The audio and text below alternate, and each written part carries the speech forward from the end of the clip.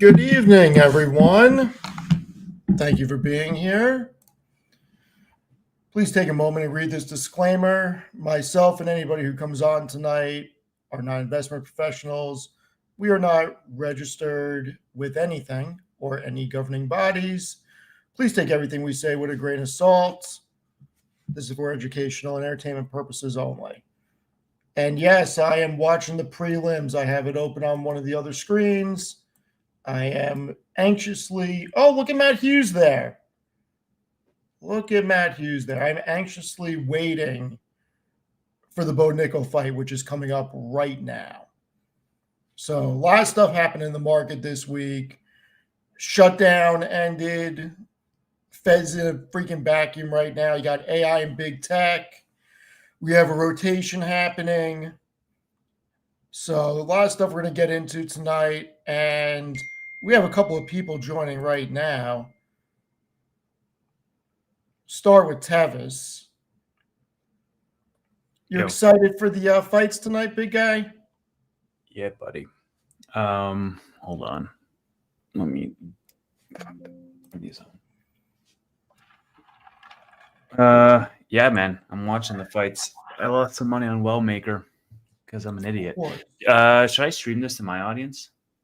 If you want to. Yeah, why not? They like UFC. That freaking choke was so nasty before. Yeah, from Aaron. She's great. She is great. So yeah, a lot of things happening in the market, a lot of volatility, a lot of chop this week, a lot of rumors about a unexpected Fed meeting, emergency Fed meeting. We'll get into that in a little bit. Got somebody else backstage. Not sure if he's ready to come on or not because his camera's not on. He actually texted me. Give me 1 second. Oh, he says he's here. We got Ken on here. Tevis, I don't think you said Ken. Ken Tevis. Tevis Ken. Hey, Tevis, how's it going? Steve, how's it going, man? How are you? It's going good. And I don't know if I should actually introduce the two of you because I could see Tevis getting in a lot of trouble hanging out with you. Just losing all my money on degenerate gambling? Is that what you mean? Well, no, Ken investing in biotech, maybe. Oh, yeah, that's worse. In biotech. That's way worse. I'll text you his returns over the past year. It's actually insane.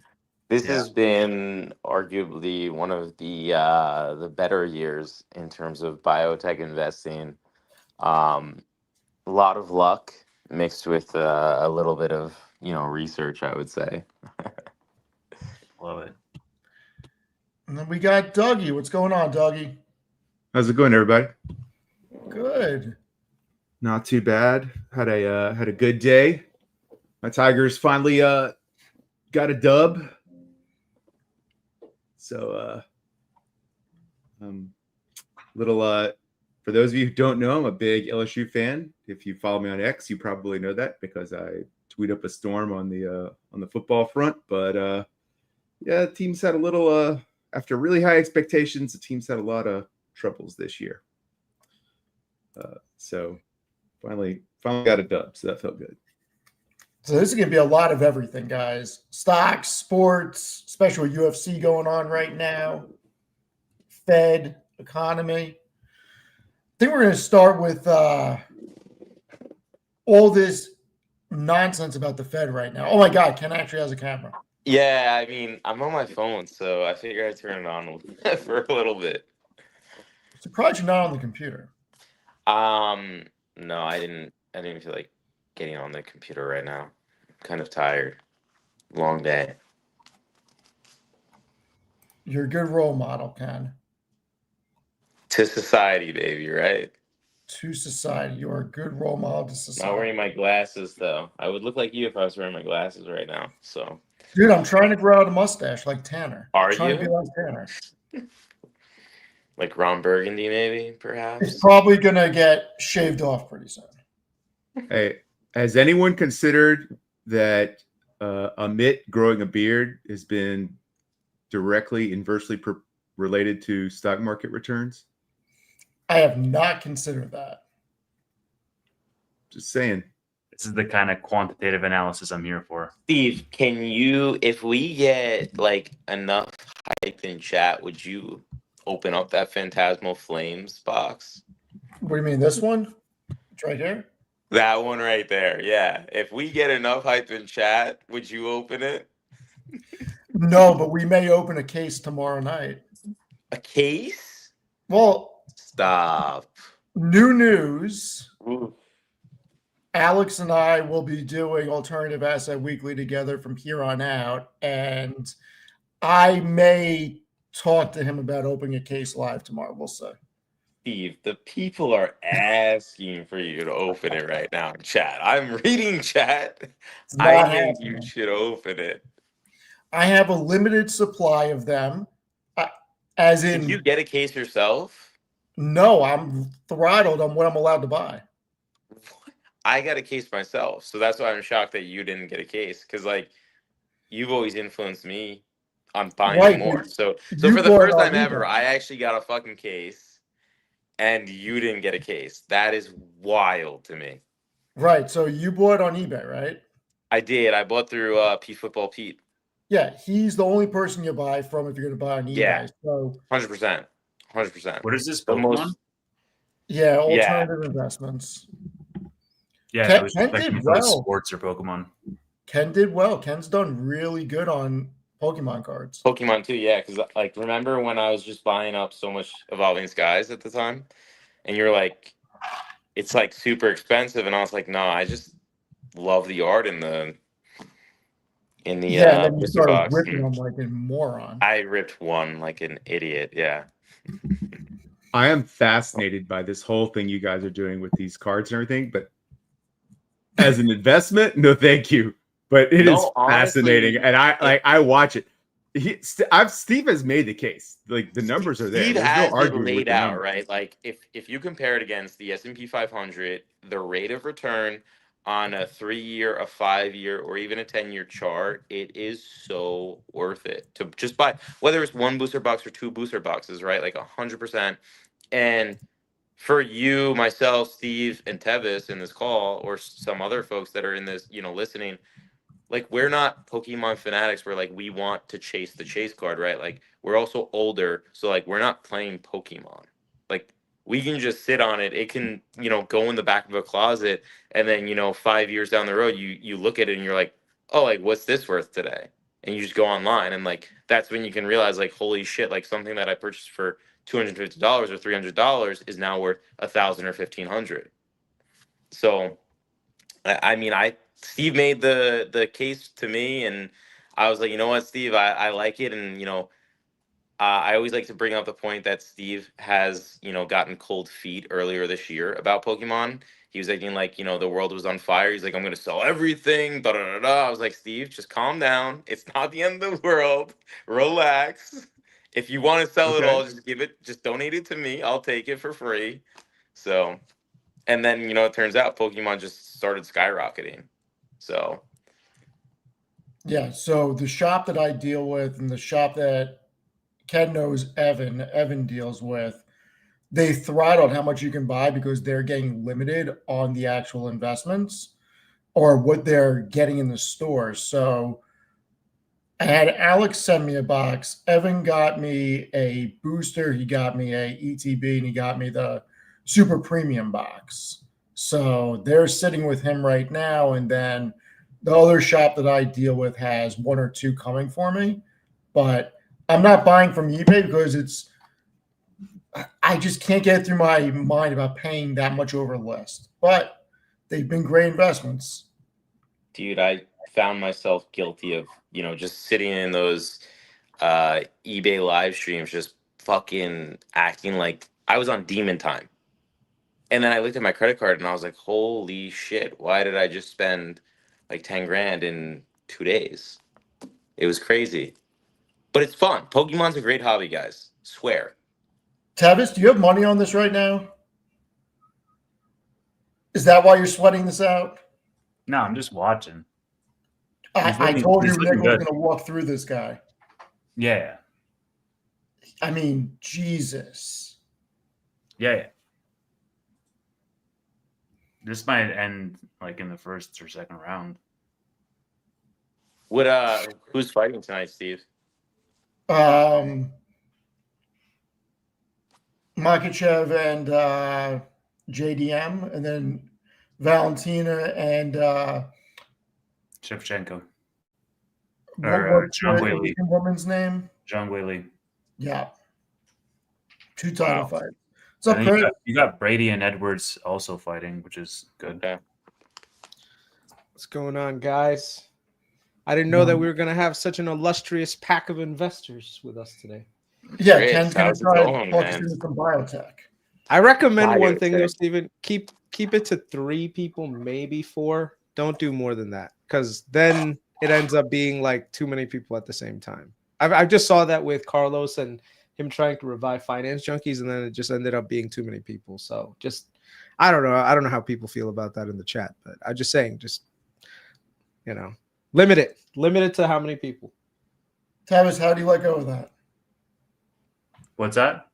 How the hell do you let go of that? What, the submission? Yeah. Yeah. Jesus. I think All right, you we guys- might be the only 2 watching the actual fight. I think these guys are not Yeah. watching it. So Did you guys see what happened with the New York Fed meeting that just happened? Yeah, it's a nothing burger. It's just short-term liquidity that people were just. I mean, I put a post on X about it. Some people are calling it like a crisis level event, but it's not a crisis, man. It's just, if you guys know, it's like banks. They typically have sometimes short-term liquidity needs, which means that a lot of banks, they don't just hold on to cash. Like when you go to the bank, they're not just sitting on a whole bunch of dollars in their bank account, right? A lot of them are holding on to very liquid assets and liquid papers like MBS securities, like treasury securities. And let's say at one time, there's like all these payments that need to be made by the bank temporarily. So they need a nice cash infusion to get over the hump. So what they do is they can go to the standing repo facility that the Fed has, where you can deposit treasuries, mortgage-backed securities that are federally insured because they're like AAA. So you basically put AAA paper with them, and they give you cash that you can pay your bills with. And then once your cash flow comes in from another transaction or whatever, now what ends up happening is you're able to get those securities back, and you get like an interest on it. So basically, whenever you have these spikes, people get worried, right? So if you guys remember 2019, there was like an elevated portion of liquidity issues that were happening. So this time around, this giant spike that happened, and then you can see these mini spikes here, those are normal, but this spike that happened kind of worried the Fed a little, because almost 50 billion was borrowed overnight when it spiked. So the Fed kind of went into like, hey, let's check out what the hell is going on. Let's just confirm with everyone everything is okay. So this is not a crisis level event. This is more like a fact-finding mission by the Fed, right? So I also put like what these issues were. So if you see here, peak borrowing during the 2019, which is a real crisis, was almost 75 billion. And back then we didn't have the standing repo facility. Now we have a standing repo facility, so it's fine. So Yeah, it's crazy Short-term that people on X are making this out to be an emergency Fed meeting where we're going to get a rate hike. It's freaking crazy. no, I mean, it wasn't like very widely like reported as being, oh my God, like a major thing. So it just people like, oh, the Fed is talking to banks secretly behind everyone's back. It's like, okay, well, the market, they just didn't want to worry everyone, saying, because whenever the Fed has quote unquote emergency meetings, it could throw investors in a portion where they're like, wait a second, is there some kind of like 2008 level event? And that's not the case. This is not 2008. This is just short-term liquidity issues that were resolved because we have a standing repo facility. So there's plenty of liquidity in the system. And then if you look at next year, you're going to have QT basically ending in December 1st. Do you guys have comments around that by any chance? Did you guys do any research on that? I did, but I'm going to hold my comments on QT until the next Fed meeting for one reason. I want to see if they actually take the stance of we are not going to do anything for the time being because we don't have the data. I'm very worried that they're going to get behind the 8 ball again on this. No, I mean they've already said December 1st they're going to stop quantitative tightening. That they're basically going to be, they're not going to be easing, but they're not going to be tightening anymore either. I mean, does anyone here in the chat know what I'm talking about? Like, let me share the screen again. 1 second here. So, right here, the way that the Fed's balance sheet works, right, is that when there's times where They're there's shrinking it from what, 9.5 to 6 trill or something like that, Chris? yeah. So basically, what happens is let's say an economic event comes and there's a giant recession, or like we had in 2008. You want to get borrowing costs as low as possible so that this way businesses have money, people have money to reinvest in businesses, in buying stuff, like lowering mortgages. So people buy homes. So this way you stoke economic growth, right? So if you get a recession, you typically want to have like government support. Now, how do you do that? Well, this is the way that governments do it. The Federal Reserve goes out there and prints a whole bunch of dollars. They print that money and then they go buy securities in the market, right? Usually debt assets like mortgage-backed securities, treasuries, and so on and so forth. So by doing that, what you're essentially doing is lowering interest rates, right? So you're quantitative easing and you're injecting liquidity into the system. So now there's more money in the system that people can go do stuff with, right? So if borrowing costs are 10%, you lower them down to 5%, people are more inclined to borrow. Not to mention banks are able to lend out more money as well, because if you're sitting on a whole bunch of cash that's yielding 10% on like, let's say, a treasury, you're not exactly going to be like, yeah, let me go lend out money to Joe Schmo, right? If the Fed ends up buying a whole bunch of treasuries and now the treasury market goes down to zero, which was what we had, which is ZERP. Now all of a sudden, actually they didn't get zero, they got like 2-3% for the 10-year. Because the Fed only covers short term, they don't cover long term rates. But basically, if they can only go out there and lend money AAA at 2%, they're more likely to lend you and a business money at 5-6%.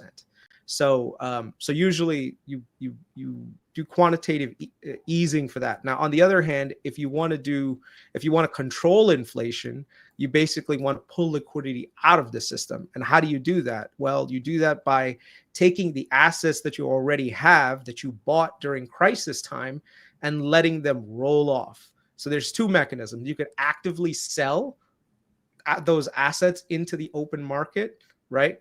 And basically now those things are competing against new issuances. So, mortgage-backed securities, there's always new mortgage-backed securities being issued.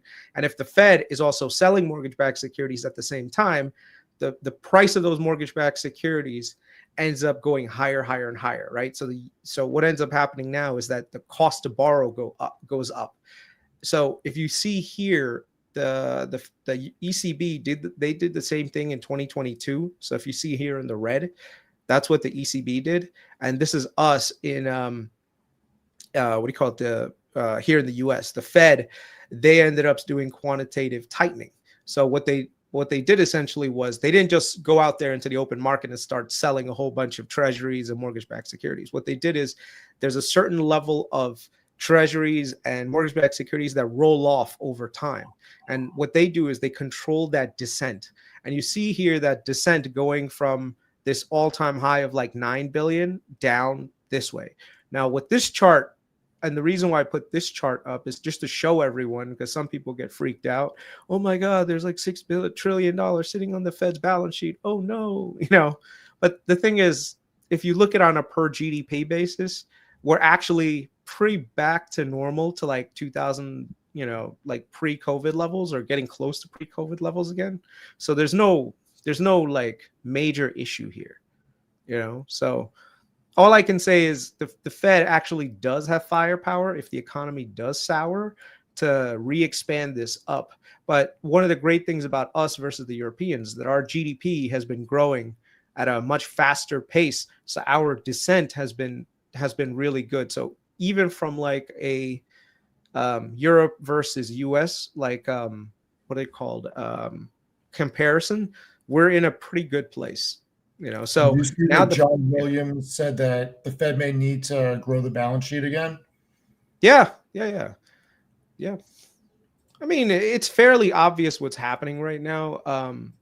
You can sort of see. I mean, that's another topic of discussion I was going to have with you guys, because I was looking at some non-traditional data for some predictions, and I think I was watching an interview with Stephen Mirren about how this whole thing on immigration is going to end up playing out, and I think we're headed back into a low interest rate environment in the next couple of years.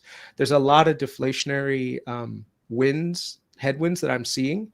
So, I think we're going to literally go from high inflation to now medium inflation to probably low to decelerating inflation to the point where we're probably going to be under that 2% target within, I'd say, probably like 12 to 18 months. So, like I said, I could show you guys what I found, and I can show you the data behind it. So, like I said, maybe my sense is the world like, no one wants to maintain high inflation rates, but my sense is we are not going to be able to get this whole thing under control until we slow down the rate of change a little bit.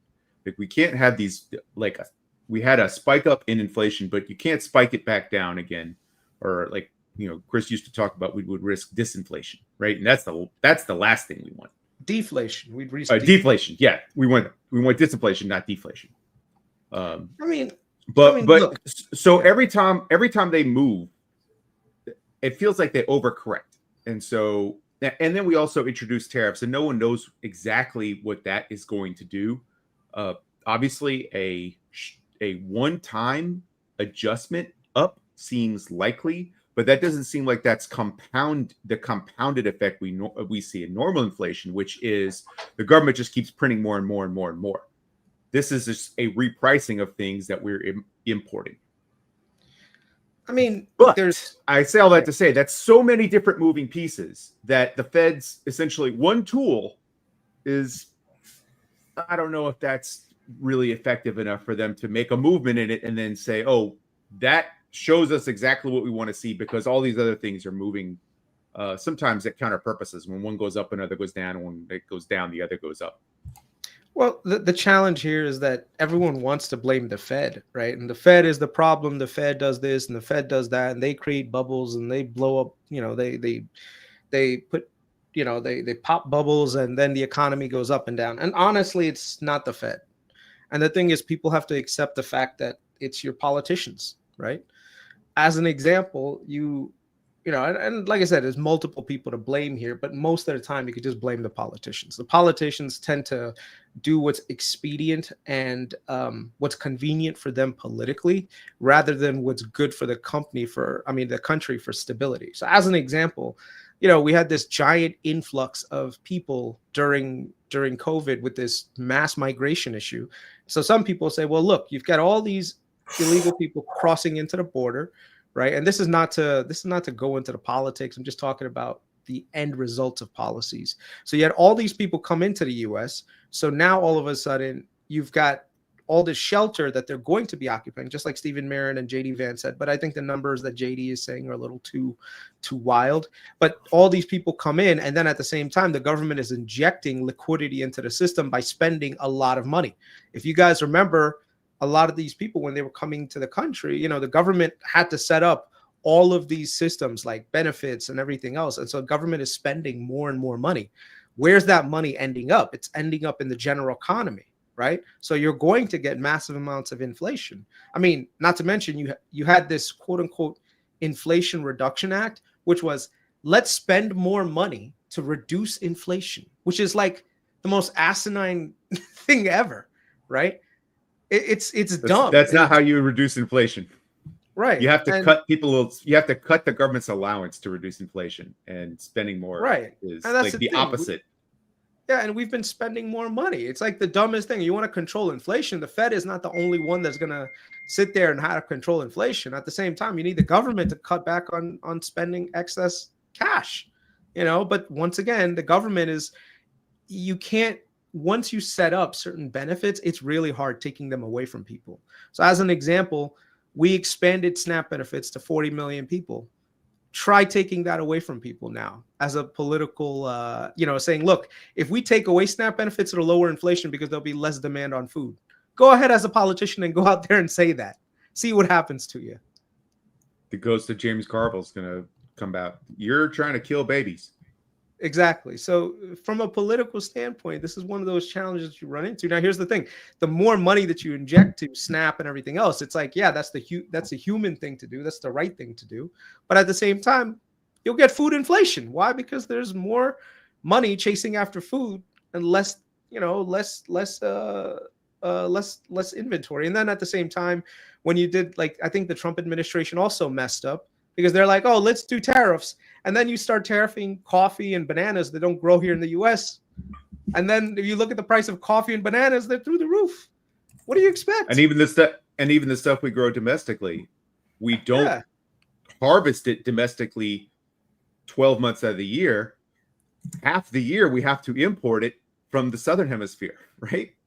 So even though we can fill our grocery stores with strawberries and blueberries and pineapple and bananas, we can stock that 24.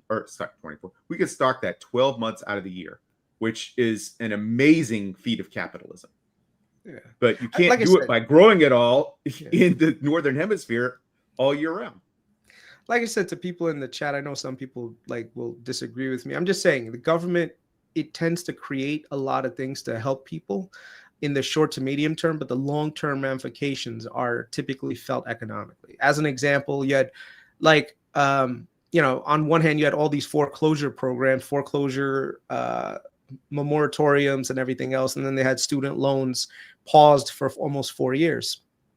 Now, what does that mean? That means that people have more disposable income. So what do people do? They go spend money. Now you turn that liquidity tap off. People are feeling it, right? People have to pay their student loans again. People have to pay their mortgages again. Foreclosures are on the rise again. That's a challenge. That's one of those things. And so you tend to deal with the headache when all of these things come back. You can't permanently just erase all of these things. Did you see the subprime auto loans are now that are more than 60-day delinquents are higher now than it was in the great financial crisis? Yeah, because you injected a whole bunch of liquidity into the market. People went out there and bought a bunch of cars they couldn't afford, right? A lot of these people are now sitting on cars that are underwater for what they're worth. Like, what do you think is going to happen? And the people at the bottom, they're not exactly making all this money. And these are the people that they want to now help give homes to, that bought a car they couldn't afford. Now they're going to get housing assistance. Well, they're trying to lower which is another dumb thing, but they're trying to lower credit requirements to get an FHA mortgage. I'm like it's not low enough already. And then they say, why are home prices the way they are? Well, that's the thing. If you keep giving people excess, more and more money, people are going to go out there and spend it.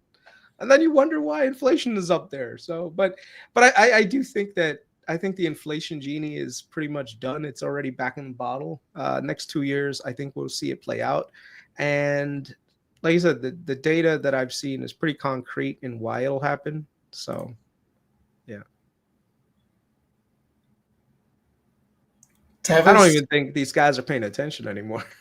Tevis and I were watching this, one of the sickest head kicks that you've seen in 10 years. It was pretty nice. I mean, that was probably the craziest head kick since Gonzaga Crow Cop. Say that 5 times fast. Jesus. He dies. But yeah, no, I was paying attention, and let's see what happens in a low rate environment. I want to see the home builders actually be in an environment where they can borrow so they can build and get more supply on the market. You know what? I disagree on that point that home builders need to borrow money to build. I don't think that's a good argument. Like, because the thing is, you're telling me home builders, they have to borrow money to build it so that they can sell it, and then what? And then they get that cash, and then that cash just disappears. Well, you look at Toll Brothers' balance sheet; their cash on hand is half of what it was in 2021. So Right, for which them to means that build they communities, they're tapping the debt markets. It's Which not they're trying to lucrative- leverage. it's They're not trying to leverage lucrative their enough. cash just like the home buyers are. Yeah, they're tapping the debt markets to build communities. So that's my point, that in a 7% environment, it's not lucrative enough for them to build as much as the supply demands. So in a lower rate environment, I'd be willing to bet we're going to see more construction happen because the profit models are much more lucrative for the home builders. Hey, another little anecdote towards on the whole, we need to get back to low rate environments. Did you see this? I was looking for it and I can't find it, but I did grok this information back up. But DoorDash's the number of deliveries they had to make until they were profitable. Did you see that tweet? This was No, a I couple did weeks not. ago. They had to make approximately 600 million deliveries before they became profitable. And that was in ZERP. Can you imagine starting a new business now and trying to get it to scale? No. Yeah, but I would imagine that that's self-inflicted though by the company, where they offer, like, they give up all of their potential profit through customer rewards so as to capture more market share to become a That's staple. probably true. That's probably to a certain extent, but I think the point still remains. So what if they could have pressed the button at 200 million deliveries of it? I think the point is it's on the order of hundreds of millions of deliveries before they could become profitable. So we got big week coming up. What's everybody's take on what NVIDIA is going to do? Tavis, let's start with you. I mean, that's the main catalyst this week for the entire market. I think whether well, I hope they don't miss, man, because I kind of want another red week. But I think it's going to be really interesting for just the state of AI demand in general, the commentary that they provide, because we've been seeing so many of these questions come up around. I mean, even Nebius's management was asked whether they think they think AI is in a bubble. Analysts asked the management team, and with all this, all that's been happening this quarter with regards to the deals on OpenAI side of things, and I just really want to hear management's commentary on the macro demand that they're seeing going forward. I think that's going to be the more important piece that the wider market would be looking forward to. Ken, you have any thoughts on NVIDIA this week? Few things. One, touching on some comments from your viewers. Some of them are actually hilarious. The One of the chat's comments, amazing. I read your chat, yes. One of the comments was, "You're pumping your bags with QXO." That person needs to be blocked immediately because they're. I'm gonna plead the fifth on whatever other comments I want to say about them. But you're wrong, whoever you were. I didn't even read your name because you're literally irrelevant. You're wrong about QXO. QXO is going to be a great company. You should read up on the CEO. You should see his other companies, his previous companies, XPO Logistics, United Rentals. You are ignorant. Next order of business. Tevis said that you guys had a red week. Come to the biotech side of things, guys. We had a green week because Sedera got bought out on Friday, so that pumped everyone's bags. All right. So money was flowing on the biotech side. In terms of Nvidia, I mean, yeah, obviously they carry the weight of the market on their shoulders. So it'll be scary if they miss, but I feel like they'll come in line with analyst expectations. And it'll also be interesting to see what they have to say about 2026, just looking forward. That's what a lot of companies are, or that's like the main highlight for a lot of companies, right? Looking forward.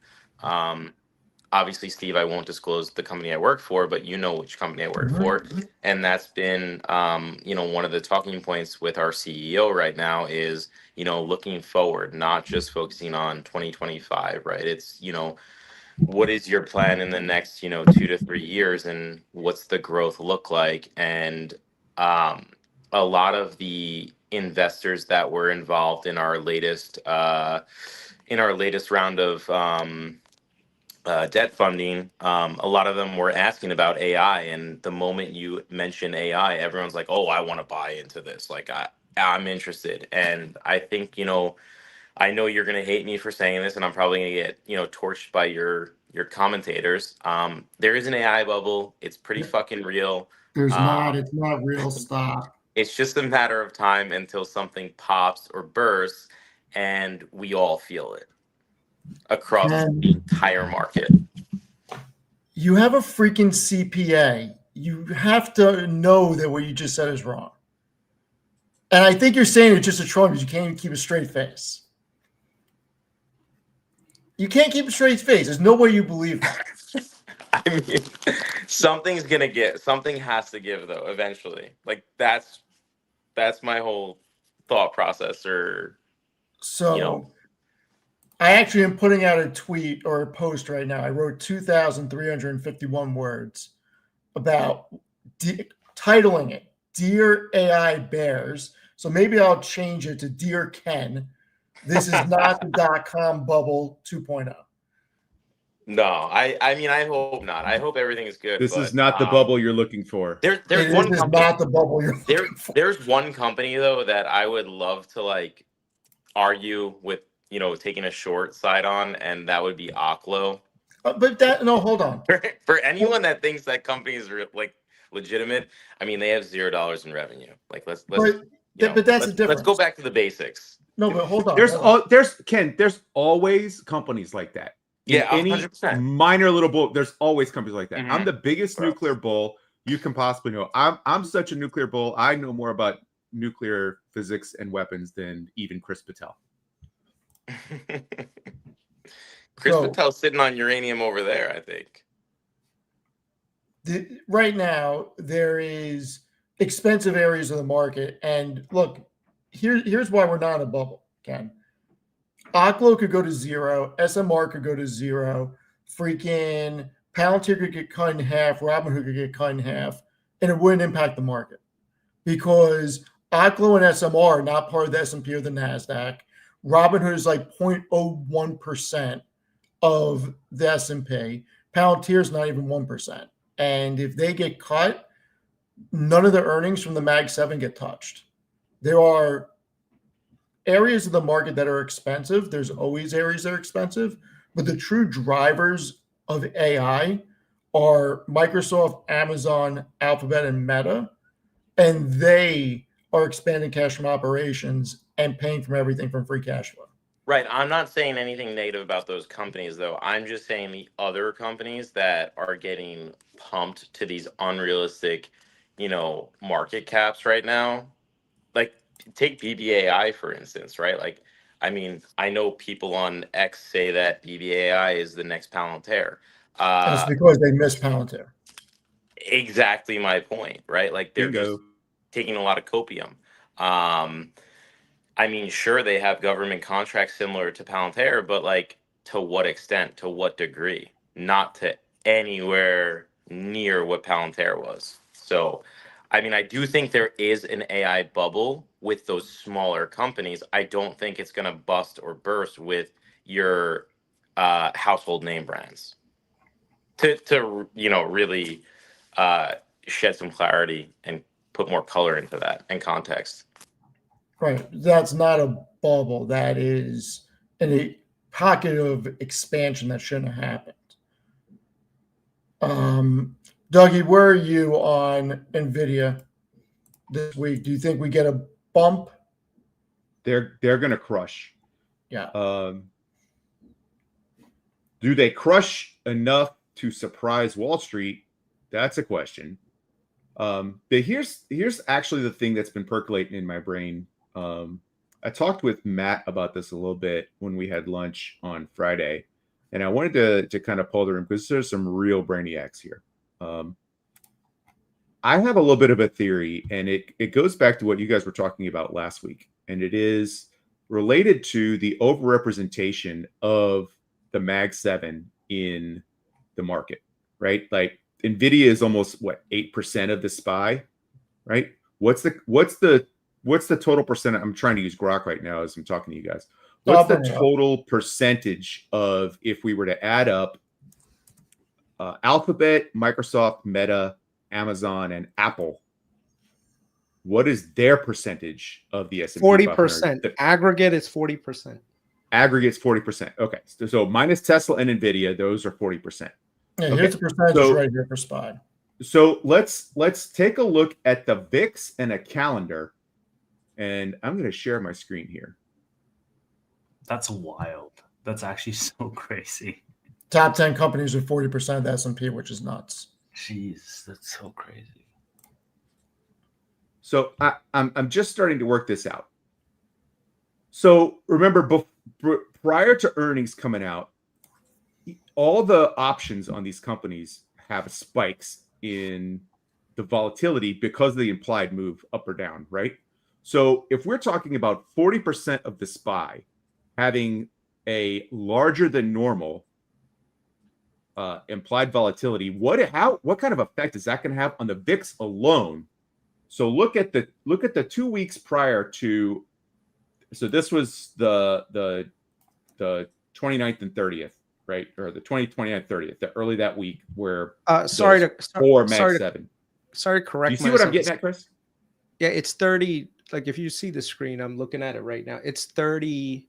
It got to about 34, not 40%. Okay, all right, 34%. Yeah. Hugely outsized, right? Yeah. So if this spike, in addition to whatever else is going on in the market, but it just be exacerbated by the implied move on 34% of the entire SPY, just because earnings is coming up. And as soon as we have data, boom, we're back down, the VIX retraces. Are we seeing that again in a smaller thing here with NVIDIA representing almost 8% of the SPY?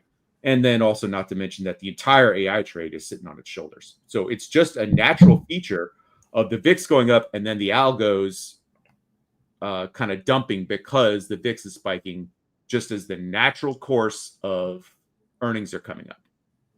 Have I asked the question I'm trying to get at? Do you think? Yeah. Does anybody Yeah. understand what I'm asking? Yeah. What do you think, Chris? So just to clarify, and I think Kurt said it right. Mag 7 is 35%. The other 5% is literally like Oracle, AMD, Palantir, and I think a few other names that are AI related that are just absolutely massively, overrepresented in SPY right now. So just it's the top 10 that are at 40. Mag 7 is 34, 35%. So you're absolutely right. So if let's say that quote unquote AI issue happens and NVIDIA goes down and Palantir goes down and Tesla goes down because they're mostly AI companies, and you could see a re-rating in the S&P really quickly, which is correct. I'm just saying that I'm just saying the VIX is going to go up because those companies are so overrepresented in the options market that their implied move alone spikes the VIX, and then the algos start dumping because they are detecting the volatility index rising. So we're seeing it. We saw a huge run up here because we had all those major companies, and then this is really just NVIDIA rising this last week. And what we'd be able to see is once we get NVIDIA's earnings, if they're at least in line, we'll see some natural froth come out of the VIX prices just because that implied move is no longer active.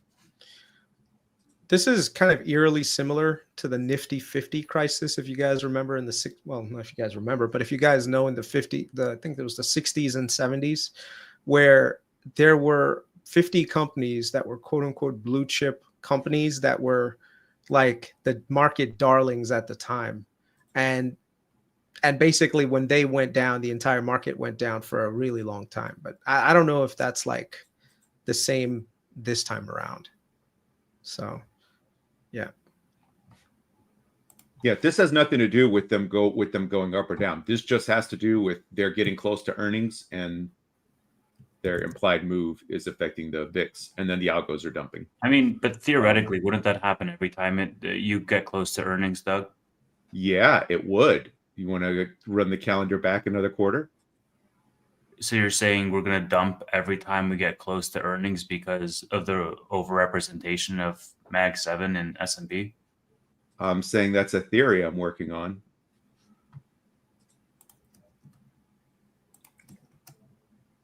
I had it this week, and I'm working on charts to try to pick that out. But that seems like there's a nugget there as we get to Nvidia being 7.8% of Yeah, but the market, and the whole AI trade sitting on top of it. I commented that to Steve the other day. It was like, why does it feel like every quarter we're biting our nails and we're sitting on pins and needles because we have to have Nvidia come through, or else the whole market is going down.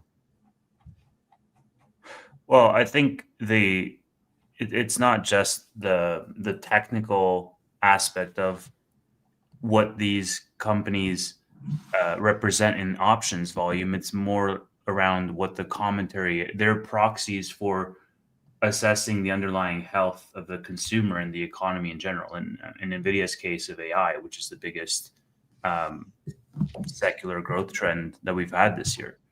I think I don't disagree with the thought around the overrepresentation. It makes sense. I would imagine that algos would calibrate to account for something like that after it happens once or even twice, because I can't imagine that this is. Nope. If you just look at this chart, what day do you think that in 2 days Microsoft, Meta, Amazon, and Apple all reported? They all reported within 2 days of each other. They all reported on the 27th and 29th? The 29th and 30th. 29th and 30th. So here you go. And as soon as they're done reporting, VIX comes back down. Here's a better question for you guys. Just what if a politician comes in 2028, maybe like the Democrats, they get in charge of the House and Senate, and they ended up taking the presidency in the year after that, and they say, you know what, we need to raise corporate taxes to 35% again, and we need to break up big tech again. What do you think happens? Well, I don't think that's going to happen, considering they just got past the Alphabet legal fiasco in August. You don't think they'll try again? I don't think that the socialist wing of the Democrats would try to break up big tech again, or make things difficult for big tech, or try and win are two different things. I think they'll always try. I don't think that they're going to win, because breaking up big tech would be the worst thing that ever happened for this country. And you don't think that everybody knows that? Why would that be the worst thing ever? I mean, we did that in the 1900s with what is it called? With the Standard Oil, with the Vanderbilts, with all these other things. We broke Ma Bell, we broke up. Did the economy crash? So how is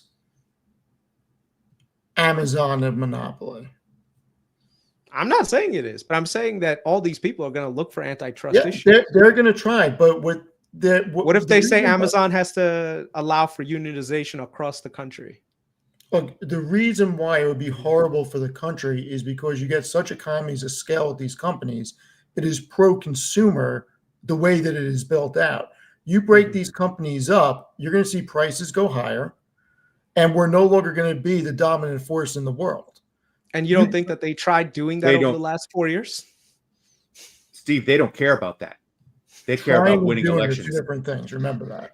The reason why I say that is because that is exact. And the thing is, the challenge is when someone comes up with this idea and they win, regardless whether it can be implemented or not, the market is going to value that into their process, right? So if you look at Google, why did Google trade so low? Because they had antitrust, right? On everyone's brain. Why is Venture Global trading at such a big discount right now? Because everyone's got litigation on the brain. So if you have this income inequality, and this is the thing with, I hope the Trump administration gets right, in that they do get income equality to come away from that. We need to get the bottom to come up a little bit. If we don't do that, the next president is going to be a hardcore socialist, because there will be people that end up voting people that want to break up big tech and slow down the growth engines. And that's what's going to happen. You know, they will come down and they will try to burn the system down. I mean, that's why Mamdani won. Mandami's already going out there right now saying, Starbucks, I'm here for you with the union workers, and saying we need to get more rights for workers at Yeah, but look, Starbucks. yeah, but hold on a second. Affordability is not a left or right issue. Affordability is an American issue, and we do need everything to be more affordable in this country. And there agree. are a lot of impediments as to why that's not happening, and they need to be stripped away so the free market system can actually work for everybody. No, and I totally agree with that. The challenge is both parties, they want to go to affordability using different methods, right? Correct.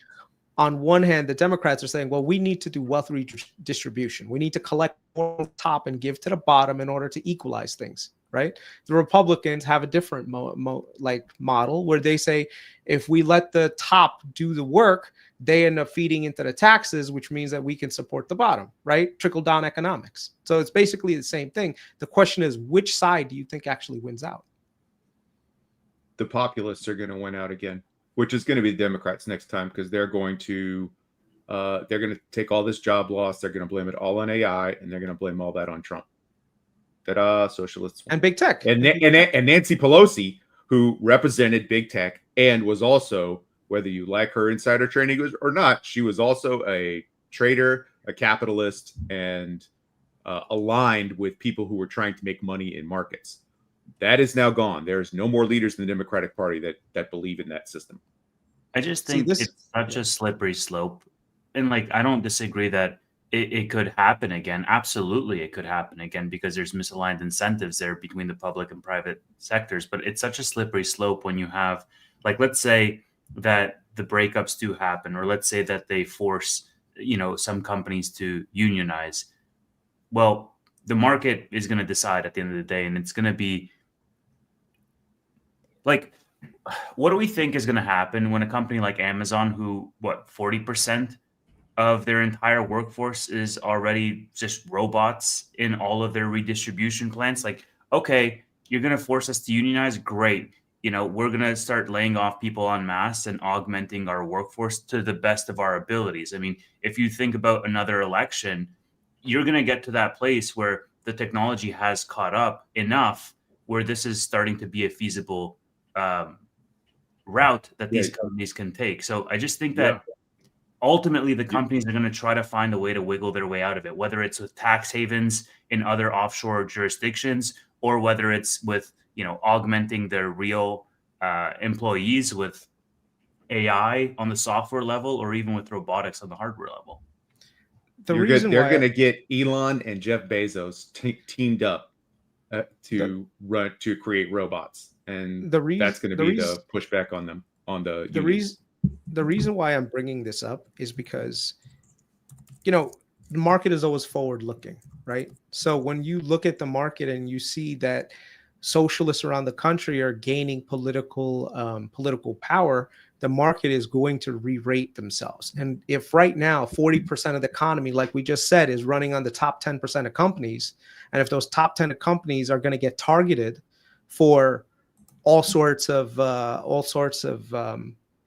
punitive actions against them because they got so big, then guess what? The market is going to sniff that out well in advance.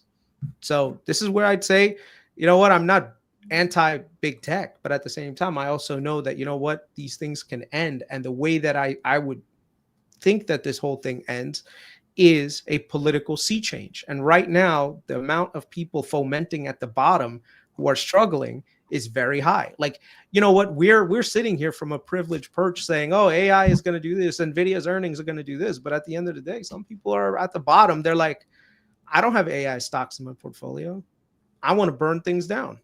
Yeah. But like, if you don't align incentives with these companies to get to your end target, you will have the companies finding other creative solutions to avoid anything you throw at them, because they have infinite amount of resources and they have global jurisdiction. So they're either going to direct all future investment outside the US and you're just going to get screwed that way, or they're going to find a more direct means to save their bottom line and you're going to get screwed that way. At the end of the day, you cannot, as a government, move through the fully socialist route of mandating these companies do something that goes against their capitalist intention as a private company, and I'm then telling you, expect to win as a leading nation in the world. I'm telling you right now, we have precedent for this. You can see the antitrust bills that came out in the 1920s and 30s. You think Standard Oil didn't have resources to fight against the U.S. government? What happened? They still got broken up. You don't think AT&T, like with Ma Bell, they didn't have resources to fight? When the populace get in charge, things get so distorted in terms of income inequality, you're going to see a sea change of end results. So a lot of times when I look at this economy, I advocate hopefully for the Republicans who are currently in charge to figure out how to support the bottom, so you do not leave an opening for the real crazy socialists to come into power that are all about wealth redistribution. And the thing is, you have to do it now, not after the election when you've already lost power. Well, Chris, but that's why the Fed needs to stop jerking around with rates every time there's a little bit of drama and let the free markets figure themselves out. Yes. In an environment where you have big companies laying off people, we need an environment where it's less restrictive to borrow. So entrepreneurship and small businesses are incentivized to borrow to expand. And the number one goal should be to make sure that we are creating enough jobs for the American population. Otherwise, this whole thing goes to shit. I 100% agree. But what do you think's all in the headlines right now? Amazon is laying off 10,000 people. I get that. Verizon is laying off 15,000 people. You Oh, think what you think I've been saying, yeah. we should all be very worried about what's going to happen with AI and robotics. The only way to combat that is having a business environment that is incentivized to continue to expand, take risk. I mean, I like, totally agree. they're always going to villainize to the best of their ability to try to be divisive, to sort of push through their own agenda. And it's the responsibility of the people to suss that out. And sometimes they won't. And sure, maybe there might be breakups. But even in the case of Standard Oil, it broke up into a million little parts. And guess what happened? Over the course of the next 50 to 70 years, they all consolidated back. And now we still have 3 or 4 main players in the space. And if you actually look at that timeline, the market ultimately comes out in the end on top. That took 50 plus years, and not all of them consolidate. But Sure, the point but is, Sure, So far. now you have a massive technological advance. Like, you have the internet, you have AI. Like, it's going to happen much, much faster than it happened back in with Standard Oil in 1910 or something. For me, I'm thinking right now from a logical standpoint that the bottom is not getting the opportunity that that sometimes like the top is getting with asset holders, and the challenge that the Fed is running into, it's twofold. And I don't know how the Fed figures this out without getting some sort of like government changes as well. But if the Fed right now cuts interest rates, right? Who do you think that benefits? Do you think that benefits the top or the bottom? It's going to benefit both. It's going to benefit in the short term. It's going to benefit the bottom quite more. Absolutely. No, in the short term, it's going to benefit the top because the market's front running, and they're going to front run all forget the market. But you can't structurally fix it when you have restrictive rates. Every single thing that they do benefits the top disproportionately because the assets compound over time and the gap widens even further. And also from a credit standpoint, right now, do you know what the credit at the bottom, what it's trending right now? The credit ratings at the bottom have been trending lower and lower, and the credit ratings at the top from income side have been going higher and higher. So now if you lower interest rates right now, you know what happens? The top can borrow more money to buy more assets, and the bottom, right, they are not going to be able to benefit from that. Yeah, but hold on a sec. Take a step back. If you lower rates tomorrow to 2.5%, it is going to have a drastic benefit to the lower half. The top are going to benefit no matter what. But think about this. Credit card rates are out of control. Borrowing is out of control. The interest on debt is out of control. Most of the debt that's accumulated is from the lower half. Lower rates is the only thing that's going to help pad those payments. So yes, in a lower rate environment, the market's going to front run it. Everybody who's invested is going to do very well. But on a real time basis, those people are not being crushed with debt. And that for that reason, the bottom half is going to benefit dramatically. Also, things will become more affordable because now getting a house at a 3.5%, 4% mortgage becomes a lot more attainable than a 7 or 8% mortgage. No one is lending money to a guy who has less than 650 FICO. You know, so if you say, look, the They Fed is will going to be. cut interest rate, but if you have less than 650 on FICO, how are you going to get a mortgage? Let's say mortgages are available at 3% to buy a $600,000 house. You just inflated the asset price, but at the same time, the bottom cannot borrow because their credit rating is bad and their debt to income ratios are already so high. I'm not asking this to be an asshole. I just want to say, like, these are the questions that we're all running into right now, and the Fed is running into, and they have to somehow figure out from both a monetary and a fiscal policy with the government to figure out how do you boost up the bottom. But like- it's not the Fed's job to boost either side of it. It's to make sure that there's an environment that is inclusive for business expansion. That's the free market that needs to be creating jobs. And in an environment where earnings are the most important thing, we have to be ready for layoffs from big tech and the bigger companies for implementing AI.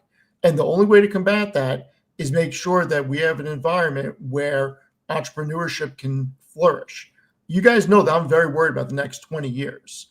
And I don't know that there is an answer, because I truly think robotics and AI are going to take a lot of things over. I mean, Doug, you actually watched the video of me last night. What did you think about what Sternlich was saying?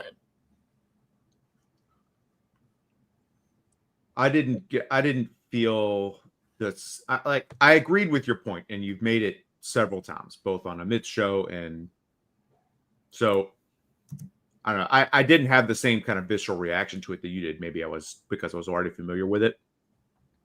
But the anecdotes he was giving about not being able to make money on $8 a glass of orange juice.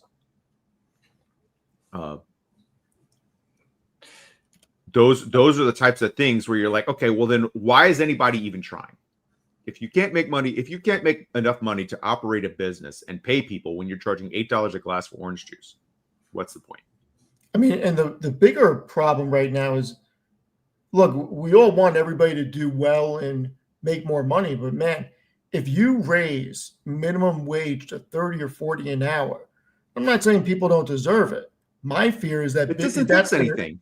That's going to spurn these companies to go automation much quicker than they already are. Yeah, but Yes. it's a catch-22, man. It's a chicken and the egg argument, because it's like, well, grocery prices have already been raised by 40% as a result of all these other factors, among them tariffs and interest, like everything put together, especially after COVID and the printing that happened there. And now, as a result, people are saying, "Oh, well, let's make the minimum wage $30." Well, it's like it's a vicious cycle that's self-perpetuating. You want to see inflation run out of control? Raise the minimum wage to $30. It's not going to do anything. And minimum wage, no matter what the number is always minimum wage. It's always going to have the same amount of buying power, no matter what the number is, whether it's 3, 5, 7, 12, 30, 50, 60. Like, do you know what happens to my salary if the minimum wage goes to $30 an hour? Do you know what I start getting paid hourly? Well, yeah, it's like that thing in COVID where like they raised the minimum wage for truckers or whatever because there was like a supply constraint, and every other industry got affected because people were like, why would I do this job that's harder when now I can just do the minimum wage job that's way easier for me to do or requires less skills or whatever the case may be. And so it does have effects across the board. And also just a thing to your point, Chris, like, sure, it could happen. You could have a breakup of big tech, but I genuinely think, this might sound really bad, I genuinely think it's just populist lip service because the incentives are that every single person in power is also a shareholder of those same companies benefiting from that structure, that system. See, here's the thing. You would be right if the Democrats were more traditional business-oriented Democrats, but look, the parties are flipping. And that's just one of those things that we have to take into consideration as investors long term, right? If we see the socialist movement in this country get bigger and bigger, and by the way, they are winning in a lot of parts. Like look at the mayor of Seattle. She's a hardcore socialist that won over there. New York City's mayor is a socialist. Okay, this is a canary in the coal mine of where we're headed if we don't figure out this income inequality thing. Okay, so I'm just trying to be very blunt. When was there ever income equality? At what point is income? It doesn't. It doesn't need. So it doesn't. At what need point to is be. income equality solved? I'll tell you when. Right after World War II. Right, but that's a whole different scenario. But let me. No, but I'm saying, like, you have, so just as the upper, this is what is it? Thomas Piketty has a great book on this. So we need to have a world war. Well, that's the other thing, right? Because just as the top will disproportionately benefit from the status, like interest rates going down, as an example, relative to the bottom, the top will get disproportionately hit in, let's say, a war, because they're the asset holders. And when Europe gets decimated, guess who gets hurt the most? It's all the people who have assets. So Well, you also removed how many hundreds of millions of working age males? Well, the thing with after World War II is that the rest of the world was destroyed. Okay, Europe was in shambles. The Japanese were firebombed to death. The Chinese weren't around at the time to really have that economic output. India had just gone through famine, so there wasn't really a lot of economic output other than the U.S., which supported this giant manufacturing boom and investment boom when all these people came. Now we live in a globalized society where we've got competition for production, right?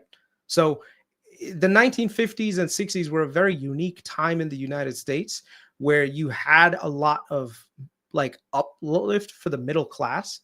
The thing is, we need to, and by the way, there's never a moment in time where the middle is as equal to the top and the bottom. The thing is, it's always an aspirational goal to try to have as big of a middle class as possible. It's an aspiration. But the thing is, that widening gap is something that people right now are looking at and just saying, wait a second, there's something wrong here. I'm telling you, one of the things that I hate seeing in the long term is I hate seeing companies who have buyback programs also laying people off, saying, look, I have to generate shareholder value. I have to lay people off because guess what? I won't be able to make my earnings next year. Right? I have a CEO, his entire incentive is my stock price. They're legally bound to do that. No. They're legally bound to fiduciarily.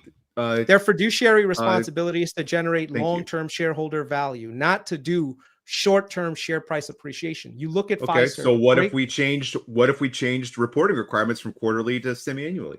No, that doesn't matter. I'm telling you, long-term value creation comes not from share price appreciation. It's actually come from value creation that's quantifiable with good metrics, right? So here's an example. You look at Fiserv. Fiserv was doing really well. CEO comes in, his entire incentive structure is what? Get the share price higher. My stock options go through the roof. My stock options go through the roof. I exit with a giant parachute. You know what he did? Every step that he took was to do share buybacks and basically raise prices on customers. That worked in the short term. Fiserv's revenue, earnings went up. But now what are they stuck with? They're stuck with a shit ton of debt. They're stuck with margins that are going down because competitors are eating them alive. You see, that incentive structure was for shareholder value creation while he was there because his compensation was tied to it. It destroyed long-term shareholder value. So what does long-term mean? What's long-term? 1 year? 6 months? No, long-term means 10 years, 20 years? Long-term means because if I'm 40 years old, I have no interest in, if I have to wait for value creation to be long-term in my holdings, there's no reason for me to buy anything when I'm 40. So let me give you an example, because it's the same with all the major auto manufacturers. The average tenure of the CEO and like across traditional auto manufacturers is like 5 or 6 years. And all they do is they juice up EPS as much as they possibly can. They don't invest in the future. And this is why traditional auto manufacturers have struggled so much with refactoring or reconfiguring their production lines to account for EVs. Okay, it has lower margins, but the point is because they have such a short-term view on the business, because they're in, Ford today and they're going to be in GM tomorrow and in another one, like they're operators, they optimize for the short term, and they kick the can down the road, and nobody really wants to make that hard decision to invest today and reap the rewards a decade from today and be, capturing market share at that point. But see, this is what I'm saying, that right now we're in this perverse situation where companies would rather buy back shares than keep staff, keep workers. You think that's right long term for the company to And say, you as know what? the owner of the business, I'm fine with that. As the owner, right? But not everyone's the owner. There's a lot more people that don't own stocks. Yeah, if you were And the this- employee of that same business, then it'd be a little bit more mixed. A lot of employees are also shareholders. Well, so I think that is a part of the solution, right? Because, back to the auto example, like in the 80s and 90s, like Japan really skyrocketed because they were going ground up in terms of finding innovation, and they were rewarding their actual like frontline workers with shares, and also giving them a voice in terms of what the future of the company was going to look like. Meanwhile, in the US, you had a lot of power consolidation in the executives, and what you resulted with was this massive disparity in terms of the take home, as well as a huge like middle management layer that was just, pencil pushers. The reason why I'm saying this is because a lot of the policies that we have right now are geared towards total shareholder value return via things like that are artificial share buybacks and everything else. If we don't create some mechanism where businesses are incentivized to hold on to workers and actually reinvest in workers, then we're looking at, I'm telling you right now, a really bad situation in 5 years Tax where the a socialist buybacks. will come. Huh? I've heard it. It's just put a small tax on the buybacks. It could, that's one solution, but I'm not sure that's the entire one. I'd say add or a tax, just like add a surcharge for every share you buy back, or every dollar worth of share that a company buys back, a certain portion of it is taxed. I mean, if I was making policy right now, I would say the government can basically say for every dollar that you reinvest in your workers via an education program, via like all these other things to upskill, to give you like bonus credit, like tax incentive wise. So instead of the incentive being, hey, we're just going to lay off people and use that savings to basically buy back shares, to actually reinvest in other ways, and the reason why I say that is because if AI is really coming for all the jobs, you need to create a system where more people have jobs, and you need to create a system where people are not just going to say, hey, AI is here, automation is here, let's just start laying everyone off. And you know why I say that? Because right now Verizon, a company I'm investing in, is doing exactly that. Dan Schulman came in and said, you know what, I'm laying off 15,000 people, consolidating 500 stores. That's 15,000 people that are not going to have jobs in the next. They're not getting laid off because of AI. They're getting laid off because they were overhired, and there are a lot of useless people at these companies still. Here's a question to you. Over the last Chevron just laid off a whole bunch of people. The problem, Doug, is like the useless people are also consumers. And so that's true. But there's room there. Ideally, in a low rate environment, there's room and places for those other people and to go get new jobs. So what we're stuck with right now is we're laying people off, and we have a restrictive rate environment. So there's no way to move that labor around into somewhere constructive. But then we also have to consider that the task they were doing was not as valuable as as those workers think it is. fuck. We'll see we'll see where things go, man. But all I see is right now, investing right now is probably going to be a lot more difficult in the next 5 years because there's going to be a lot of policy changes. I mean, I'm trying to invest long term, and I think one of the things that I might start doing is just adding more to bonds and things like that, where yes, I've done well on the equity side, but I think it might not be a bad idea to be a little bit more defensive and add more bonds to the portfolio. And I know it's like, oh, bonds, like 5-6% yield. Why the hell is that important? But the thing is, if you have 6% compounding on a good amount of money, you're good. You're good. And you know what's funny? The Trump administration is buying TLT bonds more than BPY right now? I'm not buying. I'm an individual bond investor. I don't do just TLT. I do other things as well. So yeah, you want I to buy get an corporates, idea, yeah. Chris, of like how I thought like this could work. So I think ultimately it's going to come down to a question of UBI, but the important part is how is that implemented in such a way that it's both fair and also the incentive structure aligns.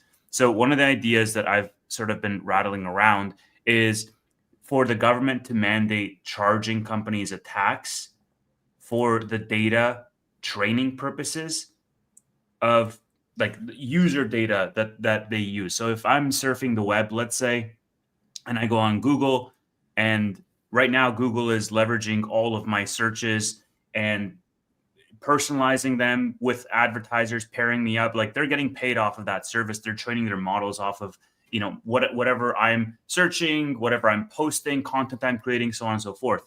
If the government were to mandate that, hey, all of these companies that Tevis interacts with have to pay Tevis a fee, or like X, for example, pays you, right, whenever you post. If that were to be the case across the board, under the pretext that, hey, you're using his data to train your underlying models or to personalize your ads to him, then that could also be a form of UBI in the sense of, well, everybody is surfing the web, everybody is creating content or consuming content every single day. And really, the end beneficiaries are all of these companies that have the platform. But if it was a two-way street, similar to how X did it with, I just have to create content, and if the content is getting reach and getting advertisers on the platform, I get a cut of that. Of course, X gets a cut as well, or similar with YouTube or whatnot. But I think that could be really interesting because ordinary consumers could now get something, albeit it's going to be very small, but they could get something, whereas today they're getting nothing for that. And all of their data is being used to train an AI that eventually displaces them in their workplace. That's a good point, Tevis. If you look back 15 years ago, we all gave away the most valuable thing that we own for free, and that was our data, so that we could have Facebook accounts. I think We all gave it away for free. That's worth millions of dollars over our lives. Don't lump me into that. I mean, but those are worth millions of dollars over the course of our lives, and we all gave it away for free. And we let our kids give theirs away for free. Go ahead, Chris. This is the funniest thing. Steve just wanted to talk about Pokemon cards, but you guys turned it into a toxic conversation about politics. Yeah, I definitely need to not talk about politics. But the challenge is investing is half political, man. In this day and age, it's really hard not to talk about politics because so much of politics ends up impacting the markets. So how do you talk about the markets but not talk about the politics? I mean, for God's sake, CNBC brings on these days more politicians than they bring on CEOs. Have you guys noticed that trend? You know? Yeah. And Chris, the people who think you can talk about finance without talking about politics are the people who just want to look at their spreadsheets and their backward-looking data. Yeah, it's not good, man. Look, Whatever. the markets are forward-looking. There's no question about that. It comes down to policy. And right now, this is going to be a market, in my opinion, where the big companies just get bigger, at least for the next couple of years. Now, the midterms don't necessarily matter because you need all three branches to sign off. The real test is going to be in 3.5 years from now. And we'll see. The best thing that can happen for the market is checks and balances with no total control on only one side, because that ensures that everything will go slow. The problem is when everything goes slow, we've never had a environment where the rate of technological advances and automation is increasing this quickly. So we may be too late to the ball to try to figure out a solution of problems that are just starting. And it's going to be a very difficult environment going forward. I truly don't think that we're ready for what's going to happen. And I don't know what the answer is. And I don't know if there is an answer, because if Optimus or any other company's bots truly gets to be that good in the next 10 or 15 years, and you have to think that there's at least a chance that's going to happen, what are all this going to do for work? I mean, I truly don't know what the next 10 or 15 years is going to be, but over the next 3 or 4, I can tell you Amazon's going to become a $1 trillion revenue company. I mean, that's pretty much going to happen unless something crazy happens where Amazon gets broken up. At the rate that they're going, 2029, they'll crack $1 trillion. If they can get their margins to 20%, that's $200 billion operating income. And that could be a company that becomes a $6 or $7 trillion company with tremendous upside from here. So that's where I'm planning on hanging out for a while. Companies like that. Yeah, I mean, I'm in agreement with you. I think the next couple of years, there's nothing really to worry about as long as you're in the Mag 7. I'm not necessarily as bullish on NVIDIA as the rest of the market is, because I think the expectations are just really high for everyone to live up to get, quote unquote, let's say right now you wanted NVIDIA to get a double. What do you need NVIDIA to do? You need to have them perform at a very high level for the next 2 years, right? Chris, I really respect you, and you know I follow you on your Patreon, And they need to do share buybacks. I know they could. And, and I love you, but you have been saying that for 4 years. 2 years, not 4, 2. 2 years. You've been saying that since NVIDIA was a 200 pre-split. Yeah, that's true. I wasn't the biggest believer of how much money companies were willing to lose up front to keep this thing going. And the thing is, it seems like there is no limit. Like even today, like I think Sundar and Elon were talking about, we don't care how much we blow on AI. We're just going to spend it. Because they can afford to. And this is why that they're going to continuously be the leaders, because nobody can compete with them. You can't compete with Alphabet, who generates $145 billion in EBITDA. You just can't compete with that. You can't compete with Microsoft that puts up $166 billion in EBITDA. I mean, these companies are in a class of their own. It's the exact same playbook that we just mentioned 30 minutes ago. Doug highlighted it with DoorDash, right? Like you're going to spend as much as you possibly can to accelerate your R&D, capture more market share. And then once you've established who the mainstays are in the AI space, everybody else is going to fall off, and you've established 3 or 4 key players. Then you optimize for monetization. But right now, if you have the deep pockets, like why wouldn't you spend to go faster? Like it makes perfect sense. Well, but that's what I'm saying. These companies are not going to take their foot off the gas because they don't have to. They're not tapping the debt markets. It's all from profitability. Oracle's not in the Mag 7, so I don't want to hear, oh, Oracle's tapping the debt markets from anybody, because that's not who I'm talking about. The biggest cloud providers are just going to get bigger. And the expansion in cloud is going to continue to happen. And I got to tell you, I really think that that's going to drive the market higher. I think we're going to see a re-rating. Companies like Oklo, SMR, I think Palantir is going to catch a re-rating at some point. I've been wrong on that.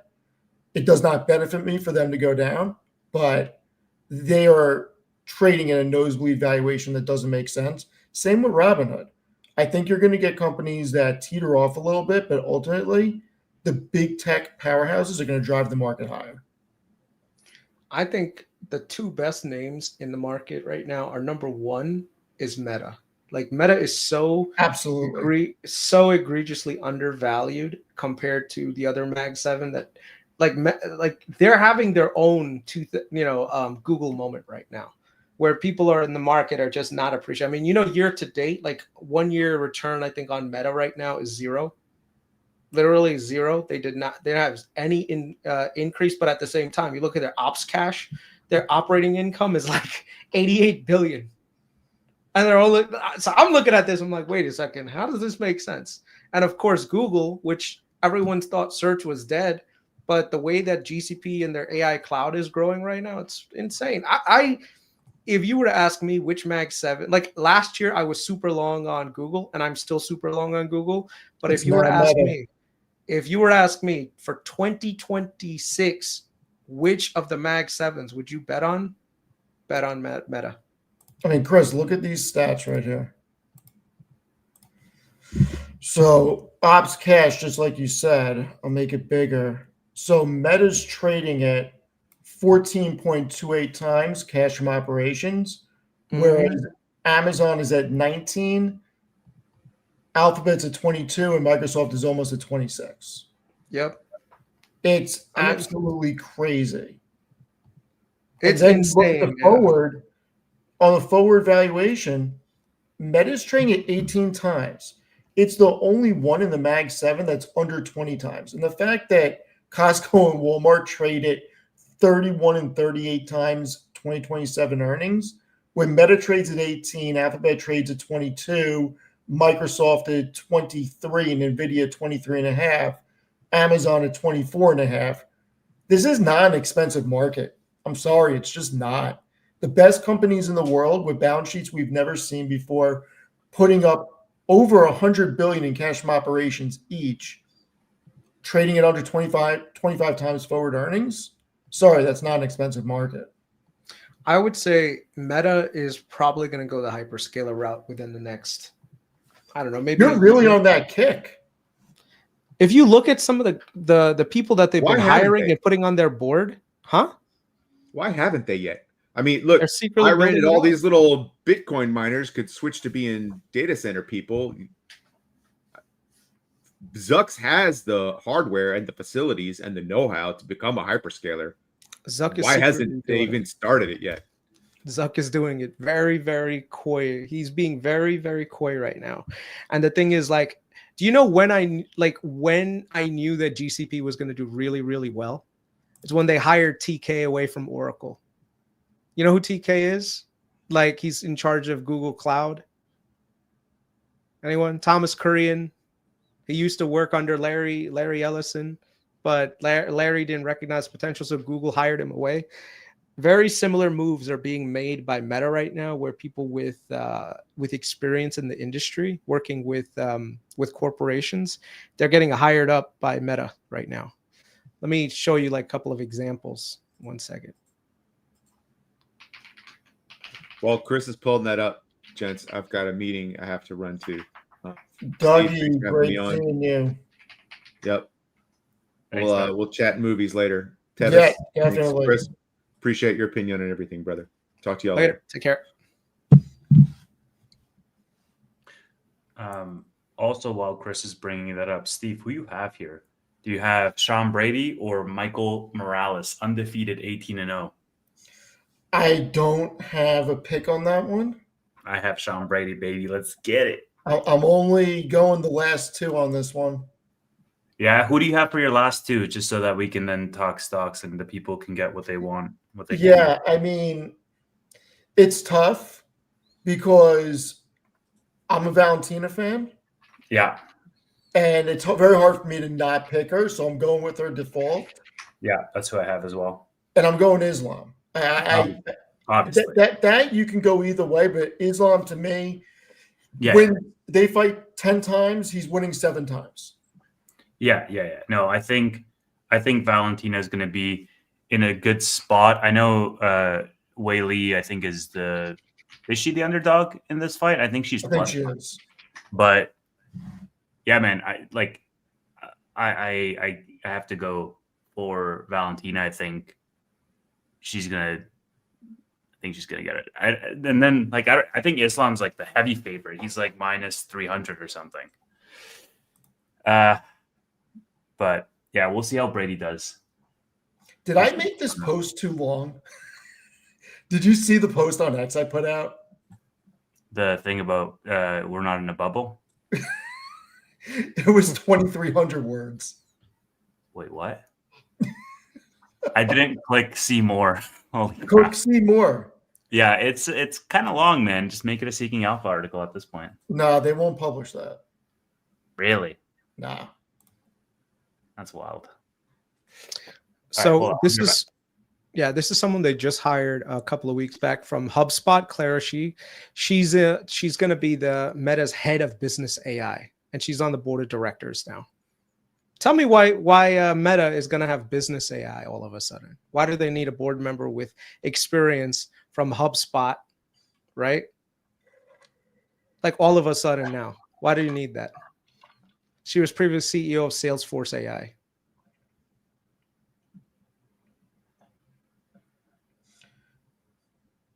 If she doesn't have I'm any telling you. advertising experience, I would lean toward exactly what you're saying, going down the road of becoming some type of cloud infrastructure play. Yeah. Oh, that's the route that they're going, Yeah. dude. They're going to be the default software. They're going to try to be, they're going the hyperscaler route. People are going to build on Meta's. And the thing is, even Zuck said it in his earnings interview. Like, people are knocking at our doors asking us, hey, can we partner with you guys to do specifically this? And Meta up till now has been saying no. But you don't think Zuck knows that there's a business opportunity out there with the margins that you're seeing right now with with Google, with Microsoft and Amazon? He wants to get a piece of that. He knows that he's running out of users for Instagram and WhatsApp. I mean, how many more people can you possibly add? And how many of them, even if you were to add, how many of them are monetizable? How efficient is your AI going to be that your ARPU is just going to keep going up and up? At this point, they're going to eventually tap out. So they need other lines of business. So they have to broaden out no matter what. That's why they're investing so much in AI right now. They have these frontier models that they're going to have, and then they're going to work with companies eventually. So I think Meta is going to go the hyperscaler route. They've got the cash flow. They can support the unprofitability for like a couple of years, just like GCP Chris, did. When did you get out of Meta, or did you keep it since you bought it below 100? I have a little bit. I don't have a lot, but I do want to. There may be an options play that I'll probably do on it. But Chris, yeah. What did you make of their chief AI scientist leaving the company? He's like a really Yann LeCun? established. Yann Yeah, LeCun? he's like really He's old. established. He's old. He's old. Well, yeah, sure, but he's you quite. have a thought leader. He's old. He's old, man. You need these new young whippersnappers to come in and do a lot of this stuff. He's just old. Sorry, that's just the truth. Yann LeCun's a great guy, but he's old. You know, he's not forward thinking like a lot of other He's younger not people right now. He's not like, lifting rocks 8 hours a day. He's using his brain in a AC office with a team and infinite resources working on AI. Like, it's not like he's old. Let's put him on the pasture. No. I'm just saying there's younger people out there right now that are way more driven to build these things out. At some point, his input wasn't as valuable as someone who's coming in and willing to break things, right? So that's the thing Meta is doing right now. Meta is really going on the hey, we're going to be an AI company first. We don't want just a whole bunch of researchers on our team. We want people to actually make real products. When you have a college professor, how come you don't see any single college professor right now being the CEO of Microsoft or Amazon or cloud or anything like that? It's usually these younger people that have that drive to build. So you think it's going to be a good thing ultimately with Alexander Wang in there? I don't know about Alexander Wang. I just think Zuck is smart enough to figure out his own people. Like, I'll give, yeah. If there's one thing that's for sure, it's that Meta does not shy away from paying these guys like frigging athletes. And so if it was a matter of money or even a matter of freedom and flexibility, like if Meta wanted to retain him, I'm sure they would have retained him. So I understand what you're saying.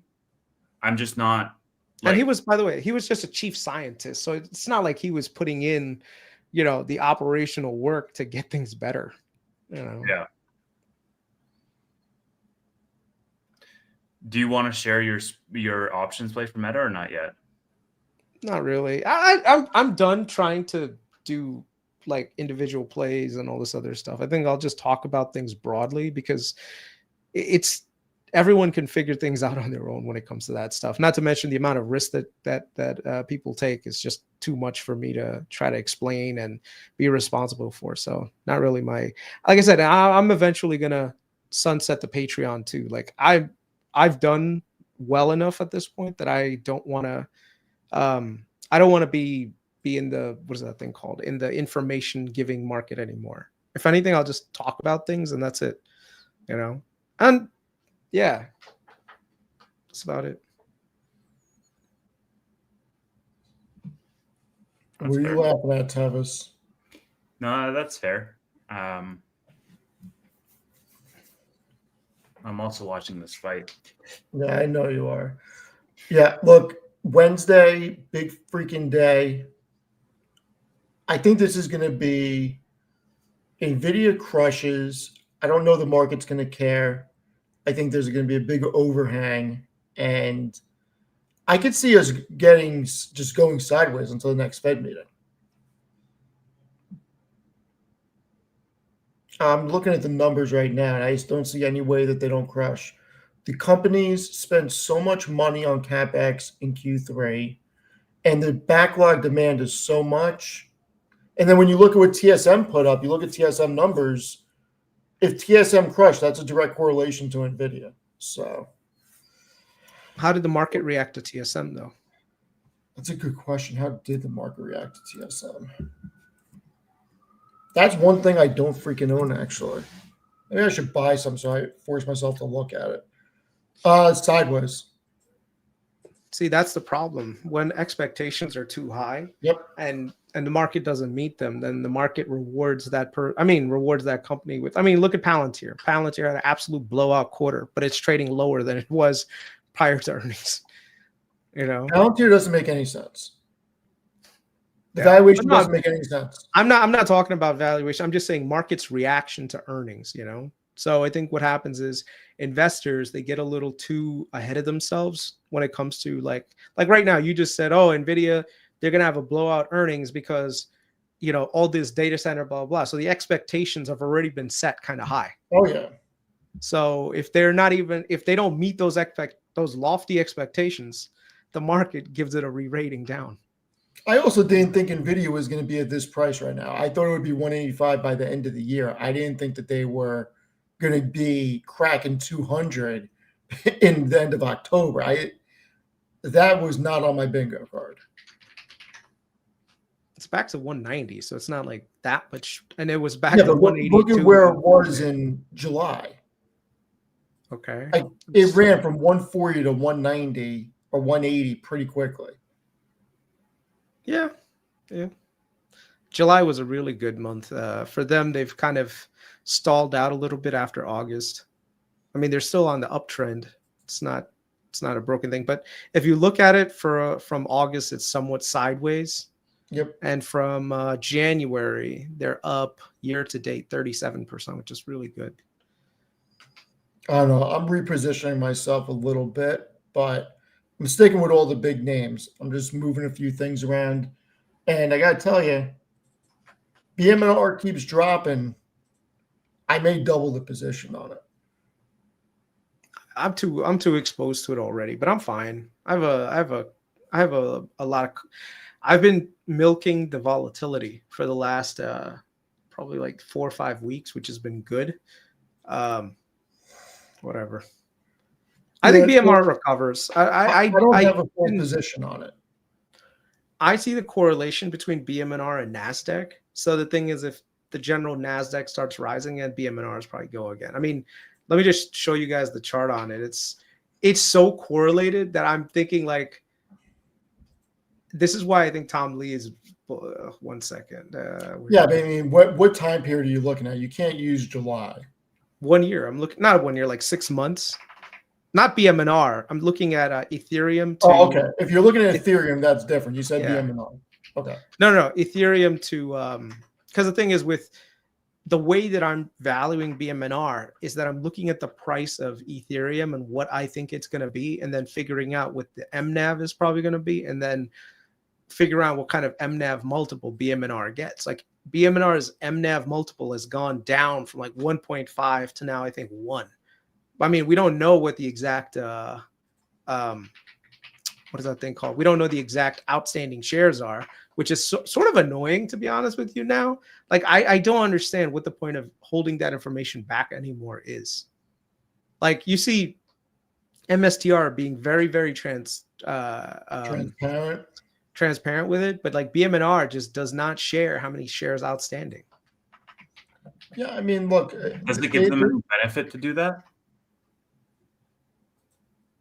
I mean, early on, it could have benefited like against short sellers, maybe, but I don't know.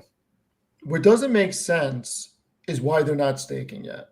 I don't understand it. I'm not smart enough to understand it. They have such a big position. Just start freaking staking already. Yeah, I was gonna say that too. I was like, what's the point of not staking at this point? You know? I mean, they have so much Ethereum, the network benefit, restaking. I mean, all that's accretive to the bottom line. They can throw it right back in. Yeah, Tom Lee was on CNBC on Friday. I don't know if you guys caught the clip, but he said soon we will start staking, and he was saying it's going to be almost 400 million of net income. That much, huh? It's crazy. Hold on, I'm gonna pull it up. Top play. Not the drum. All right, Chris, I gotta ask you something. Was Amit trolling us back in the day when he really was saying that he did not know who Tom Lee, the drummer, was? No, I don't. I just don't think he knows. You don't think that he knew who Tom Lee from Motley Crue was? No, Hurts my heart. he doesn't. He doesn't know a lot of things, man. He's a young guy. You know, I he mean, I hasn't- know him, but I know him for all the wrong reasons, unfortunately. Of course, Tevis would say that. Which one was it when he was wearing the green tie or not? Just search CNBC closing bell, and the first one that should pop up should be with Tom Lee. Pullback is normal plus AI boom, or No, One it's the one with the crypto green boom tie above. where he looks like somebody just beat the shit out of him. I got it. He's had a rough week, I think. He has had a rough. He's been on everything. I love him, man. He's great, and Oh. it's impossible to listen to him and not be more bullish. So just play this clip. It's gonna be great. So I have not seen this yet. I do want to watch it. Chris, have you seen this yet? Which one? Tom Lee on CNBC from yesterday. I probably have. Go ahead. All right, hold on. Tom Lee, not the drummer. I included this in my read. This one, Tevis. Yeah. Strat's head of research, a CNBC contributor. He, of course, also the chairman of BitMine. So it's good to have you. Ether's down 8.5% this week. Bitcoin's down 8%. BitMine is down 20%. What's happening here? Scott, I think we're still seeing the repercussions of that April 10th crypto deleveraging event. You know, it was the biggest deleveraging event ever. Wait, stop. And Stop. there are still... Did he say April 10th? By the way, there's an echo. Why did he say April 10th? He means October. He meant October. Okay. I didn't catch it. Hold on. the repercussions of that April 10th crypto deleveraging event. You know, it was the biggest deleveraging event ever. And there are still, I think, some market makers that have some balance sheet issues that are trying to raise capital. So I think that this is leading to a market that is kind of raised. You know, every time we get a bit of a rally, there's some capital trying to be raised. And I think that's what's suppressing crypto for now.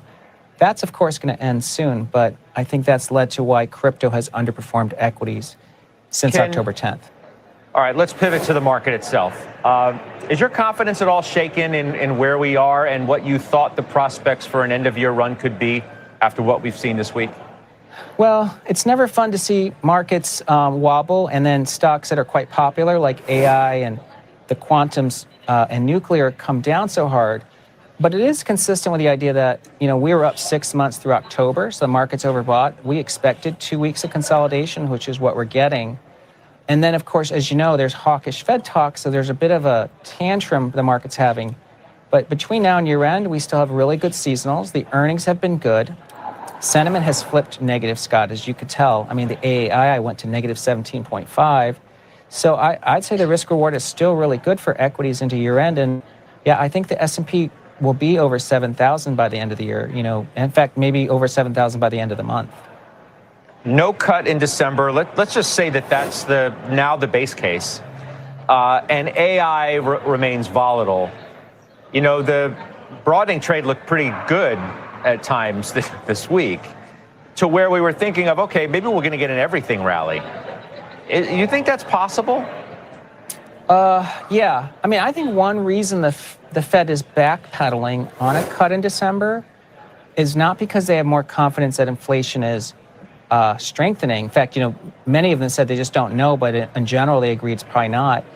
I think that there are signs that the labor market is maybe stabilizing. So you actually have a Fed waffling for the right reason, which is, look, if the employment market's holding up, the Fed doesn't have to cut. That's still a good environment for equities. I'm not trying to spin it, but it's not a bad reason if the Fed is starting to have second thoughts. Okay. Always. Tom, I got to leave it there. I appreciate you. I've got some news that I have to get to, though. I'll see you soon. That's Tom Lee. If only they would say that's Tom Lee, not the drummer, that would be hilarious. Oh no, look, a lot of people are in BMNR. A lot of people not doing well on BMNR. Said this from the beginning. If you're in BMNR, you should have a 3-year time horizon at the very minimum. Nobody knows what this stuff is going to do. The only reason I became bullish was because of the Genius Act. We need the Clarity Act to be signed, and we need real stablecoin adoption. If we don't get stablecoin adoption, I will not be bullish on BMNR or Ethereum anymore. I would say watch the Steve Eisman interview with the guy from KKR. Really laid out the case for. Yeah, no, it was on his podcast, the Steve Eisman podcast, and it was really good because it really did solidify why things are going to be tokenized. Tokenization is going to be a much bigger thing than people realize. So check this out right here. There's a correlation chart. So if you guys look here, this is the correlation between Ethereum, Bitcoin, and US tech. So you can see it's pretty much, at least directionally it's aligned. And then you can see where it's going. So right now you can see that there's massive sell-off in Ethereum that just came over here, right? This is overdone relative to how much the sell-off in tech is. So I think eventually this thing is going to gradually move up within the next probably I don't know. And this is what Tom Lee is probably alluding to with regards to Bitcoin and Ethereum kind of shooting higher for the end of the year. So, yeah. Well, that's why his price target's 7,500 or something. They're trading nearly at NAV right now. Exactly. Right? So if you're looking at it from that perspective, this thing's at $33 where it was 2 months ago, and yet the Ethereum per share that they have is way higher than if you were to have bought it at $33 a couple months ago, right? So yep. I think you de-risk a lot if you're bullish on the underlying Ethereum ecosystem rising to buy here because it's at a technical bottom or near it, I should say. The Ethereum per share is higher and they're basically at the net asset value.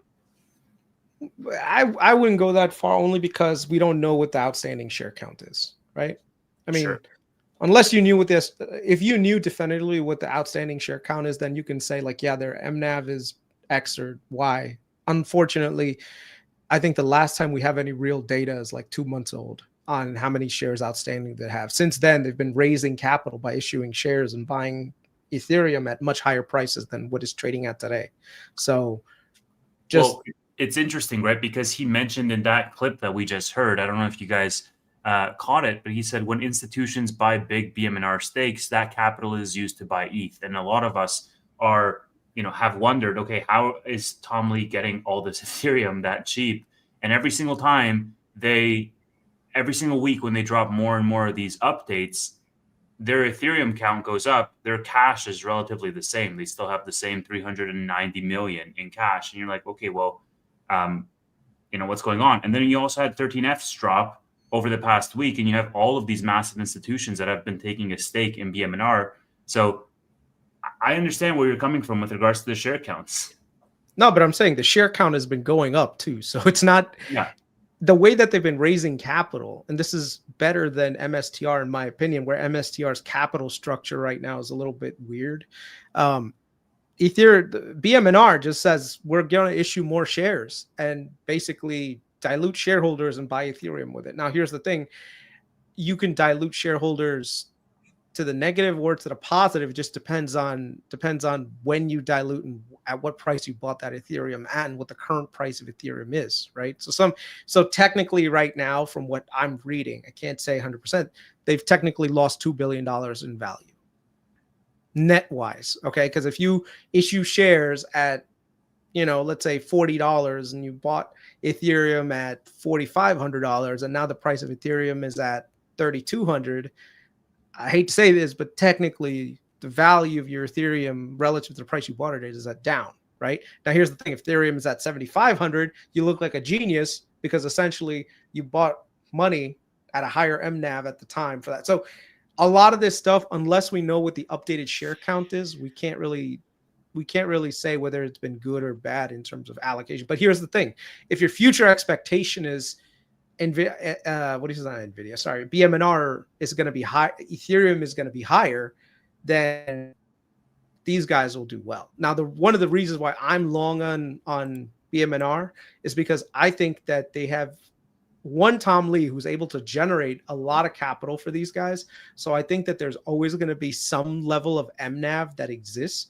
And then on top of it, when they do turn on staking, that should add to the MNAV value also, right? So if you look at on a book value per basis, like 1-to-1, then it would just be smart to just buy Ethereum, right? But these guys, because of their large scale, they're able to stake and they're able to get a staking reward that's higher than what the current market is giving. It ends up being shareholder value positive. And then, of course, you've got the thing with Tom Lee about doing moonshots. They just changed up their leadership team, who are a lot more focused on the Ethereum ecosystem and building products around that. So there's a tangible value creation there. It's not just like, what's his name? Like Saylor. I love Saylor. I think he's been a great person for Bitcoin maxis, but his entire idea is just buy more Bitcoin. And the mechanisms that he's been using to buy Bitcoin have left their capital structure very difficult to quantify. I don't like the fact that MicroStrategy has been taking out or tapping the debt markets with those bonds to buy Bitcoin. I just don't like it. I mean, depends on who you are, right? I think if you're smart money would rather buy their preferred equities and their bonds than buy their shares. Well, you know what I mean. Preferred equity and bonds, same thing. They're still issuing instrument vehicles that they have to pay out interest on. I mean, one of the best trades that you could have done is shorted MSTR and just bought their bonds. And their bonds have gone down. Haven't gone down in value nearly as much as the MSTR shares have, and at the same time you got interest payments. So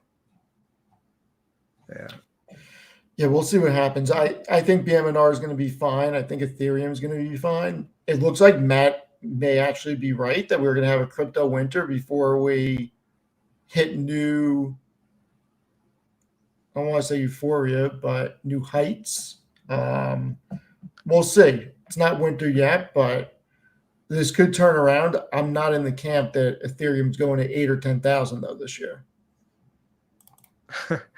MSTR feels like 4 straws in 1 cup. Yeah, that's about right. What are the bonds paying at MSTR? It depends on which bond which preferred equity you're talking about, and which bonds as well. They all have different maturities and different interest rates. So. Chris, are any of the Oracle bonds trading at a discount? All of them are trading at a discount. Are they? Yeah, let's take a look. I would like to buy some of those, I think. I mean, long term, if you think interest rates are going down, these bonds are a great place to buy. Yep. I do think they're going down. Look at the yield on different bonds for the Mag 7. Right now, Amazon has Oracle has the biggest yield, about 6.6% on their 2065 bond. And that's trading at $92 to par. It was at par. No, I don't think it was. Let me see. Yeah, it got to about 91 this this Friday morning. Not Friday, last Thursday. So you're getting 91 cents on the dollar, and the coupon is 6.1. It's pretty good. That is pretty good. And it's non-callable up until. It's interesting. Okay, here's the cool thing. So it is callable, but you know what the call date is? 3/26/2065. Okay. So this could be a nice little thing. I mean, I hope it keeps going down, to be honest with you. So this way I could pick some up at it cheaper. I would like maybe 8%. If I could get 8% yield to maturity, but that would mean that this would have to go down to like 70s, roughly. Let me see. Oracle bonds. So these are all of Oracle's bonds right now. These are the furthest out that are yielding, like I said, 6.2, 6 point that. If you want to find one with the lowest bid ask, it's the 2060 yielding 3.85. But once again, I wouldn't necessarily want to lock up a lot of capital in this one because I don't know if bond yields will go down that much to get a return out of this. See what I mean? And I don't think that they would ever pay this down. Like, I don't think there's any incentive to get this down. When is it callable? It's not even callable until 2059. Yeah, they're not like, this is like one-time financing that they're never gonna pay down. I can't believe they were able to actually issue this at one point. Wait, ask price is 100? Why is that? Is this convertible?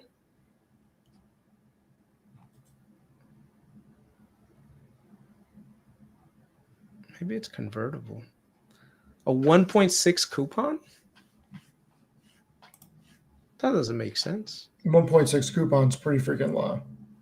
Yeah, but then why is it trading at par? It's probably convertible. It can't be because it would need to match whatever the yield is on treasuries at this point. Let's see. Let me just look up the QSIP 1 second. It has to be convertible. Damn it, go away. Let me see. Right. That's the one thing I can't copy this. Let's see. All right. It doesn't make, oh, Sam's in the chat. Sam, if you're available, let me know. Can you punch this into Google and check out the, actually, let me stop sharing and share the entire screen. Can you type in this into Google for me? Yeah, hold on. Google Finance. Nah, just Google. 683. Hold on. Yeah. What the hell? I typed in Google Finance and it came up all different. Like, what is this? They changed it up. something? They did? Yeah, they changed. Yeah. Oh, maybe I'll start using it. All right. What is it, Chris? 683 89X CC7. Oracle 1.65 25 March 26. Can you share your screen? It has to be convertible, right? C bonds. Yeah, give me a sec. I'll show right now.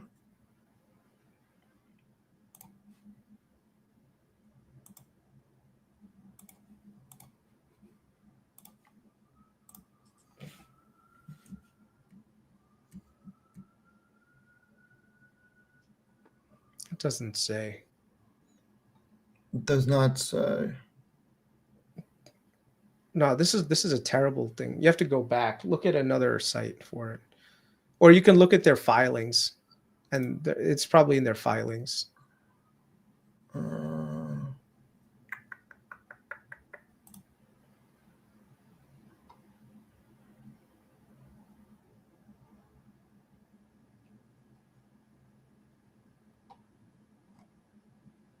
It's convertible. It's probably convertible. I'm not. I would think it is. Yeah, they were at 87 at one point. So, yeah, if you see this, look at the 1 second. If right here. In 2022, they were trading at like 88. Now it's like 99, so it's almost close to par again.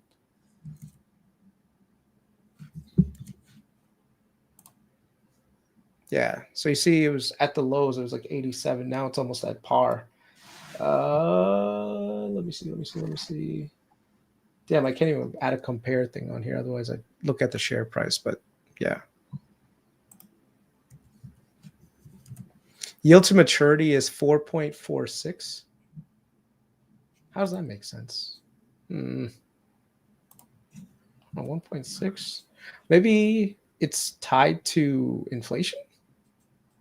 I don't know. I have to look at this. I have to look at the covenants on this thing. Bro, why are we talking about bonds when the main event is on? What's the main event? Islam and Well, I mean, you have the co-main event right now. Zhang Weili and Valentina Shevchenko. All right. Enjoy, guys. I am going to get some sleep. Have a good one. Chris is going to sleep. Yeah.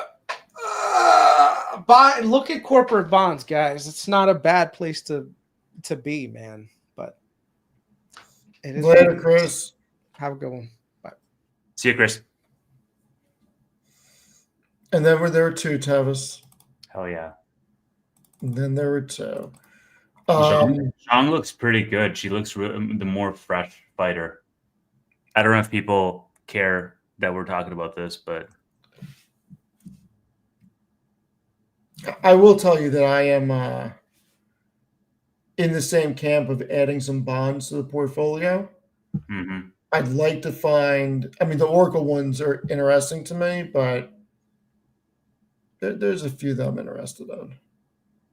That's cool. You have no interest in bonds. No. You buy contracts, or you actually place bets on these fights. I can't buy contracts because I don't have predictions markets here. Thank you, Jonathan. It's with crypto. And yes, Brad Jacobs is a dog. QXO is the company that I am most interested in right now out of new positions. And I will be continuously adding to them over the next several months.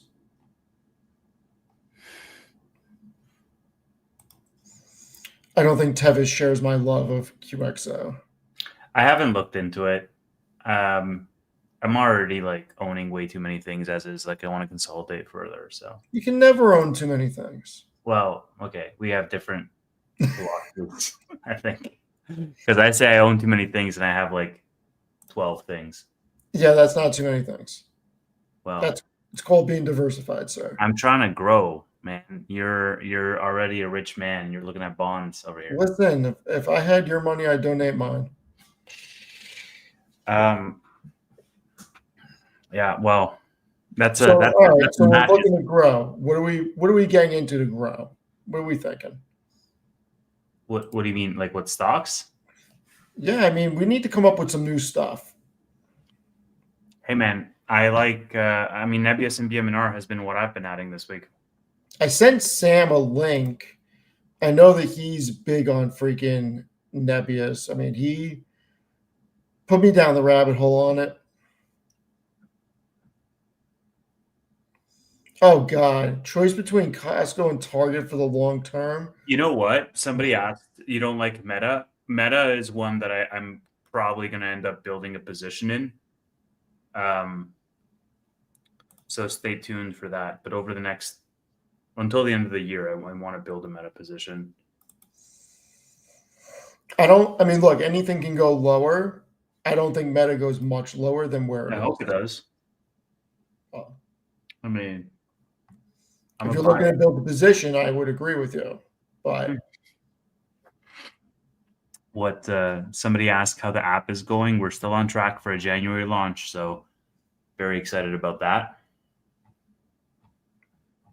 Steve, you haven't seen it yet, have you? no, you don't want me to invest. You don't want me to beta test. You don't want me to do anything. It's all right. It's cool.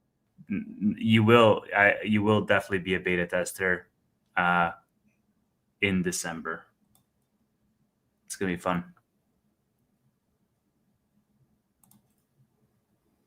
Yeah, I'm excited.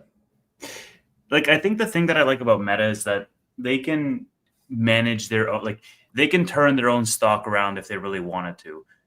They can just say, "Hey, we're going to spend less and focus more on that." Like the same thing as what they did in 2022, and all of a sudden, the stuff, because like it's all self-inflicted wounds.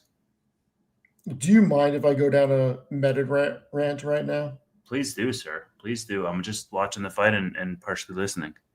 So Meta is incredibly undervalued right here. Nobody is getting rid of Instagram. Nobody's getting rid of Facebook. More people are utilizing WhatsApp. This is a company that for years and years and years, people have tried saying it's a dying company. People are getting off of its products. Nobody's getting off its products. They have more than a third of the global population utilizing it. They have great margins and great growth. This fell immediately on the headline number, and it has not resurfaced to where it was because people are worried that Zuck doesn't actually have a plan for all the capital he's spending. When you build a company that's over $1 trillion, founder turned into $1 trillion company, he has earned the right to spend money, period, full stop. He has earned that right.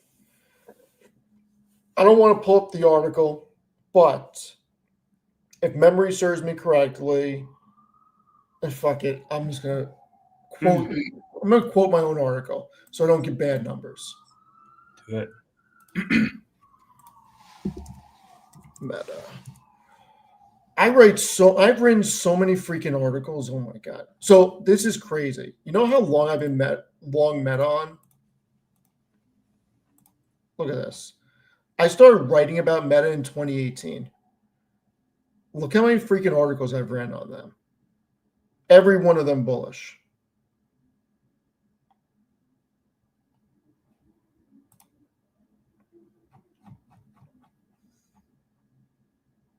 All right, here it is. So over the past 2 years, they've generated 197 billion in operating income. Now, Reality Labs has lost 39.29 billion.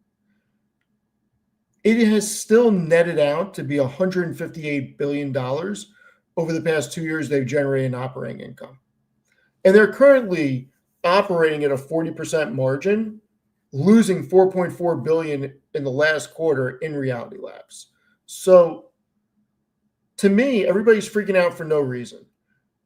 They can tomorrow say that they're going to stop spending on Reality Labs and shut it down. Stock goes up 15 or 20%. Because that's the only overhang on the stock right now. Yep. And exactly. it shouldn't even be an overhang because how many companies are generating a run rate of 80 plus billion in operating income? Less than 10. I say that confidently, less than 10. So to think that we are in a situation where Meta's been chopped by 15 or 20% on a one-time tax hit and an idea that Zuck doesn't necessarily have a plan. If there's one thing we all know, Zuck has a plan. He always has a plan. You don't get to being a $1 trillion plus company doing 100 billion plus revenue, generating the profitability that he generates without having a plan. So to take the other side of Zuckerberg saying that he doesn't know what he's doing, it's the same thing with the whole AI thing. I'm not going to take the side of some bear that's on the freaking sidelines over Nadella, Jassy, Zuckerberg, or Sundar. Like, I'm going to trust them that they know what the hell they're doing rather than some freaking pundit or some bear that is just sitting on the sidelines waiting for a better price to get it. I'm not buying it. Like, I'm not worried about Zuck. I'm not worried about Meta. They continuously find ways to win. Yeah, and they have enough resources to continue chugging along. Like, So, and again, like, I think if you subscribe to what Chris was saying around the hyperscaler route, you increase monetization on WhatsApp, and you can keep growing for much, much longer. Stop spending on Reality Labs as much. If they roll out something big with the AI front, then I think they're just going to keep on chugging along. So again, I think you're getting a good price for a business that's historically just dominated. I mean, what's pretty crazy is when you compare, like, everybody would say Broadcom's a really good company, right? It is. People love Broadcom, right? Yep. Okay. Check. You're going to say Meta's cheaper than Broadcom, and the forward estimates are. I already know where you're going with it. What the hell did I just do? Yeah, I mean, look, the forward estimates aside,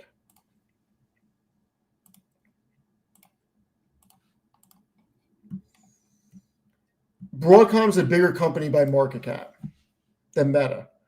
Generates a fraction of the revenue, generates a third of the EBITDA, generates less than a quarter of the cash from operations, yet it's a bigger company. What are we talking about? Yeah, look at those capital expenditures, though. Right, but even with that CapEx, Meta still generates double the free cash flow. What's the growth rates? I have that also.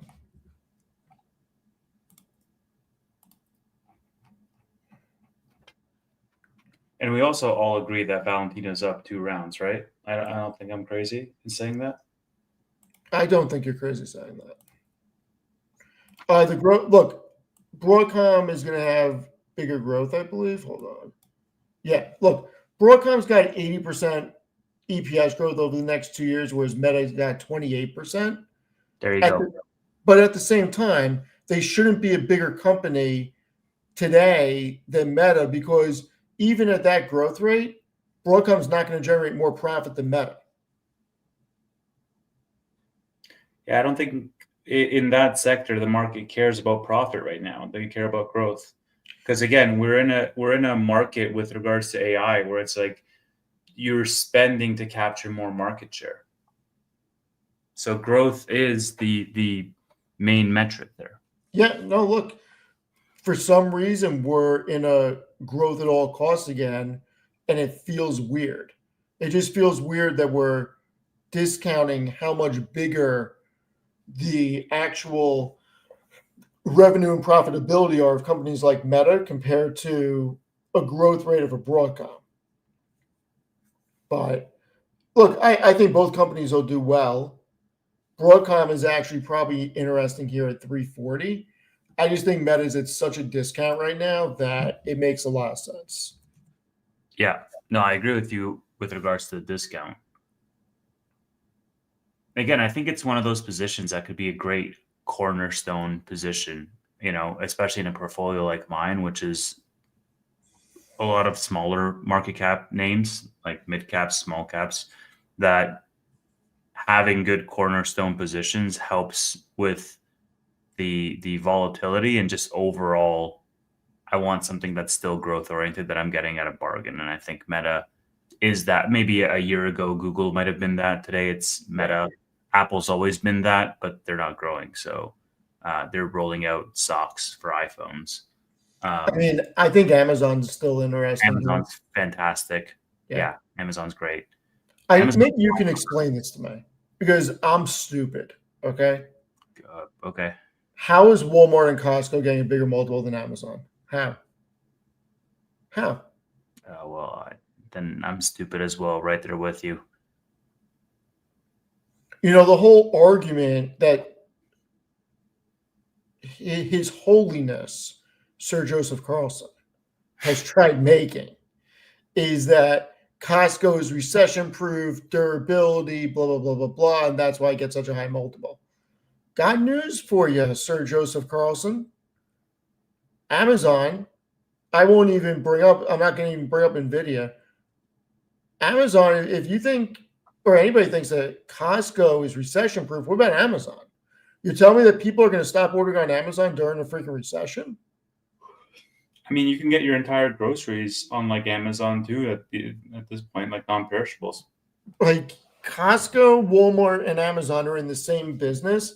The difference is Amazon has something called AWS that businesses are not getting rid of their cloud offerings. And then you also have, like, if I had to choose between the two, I'm getting rid of a Costco membership before I freaking get rid of a Prime membership. Period. Full stop.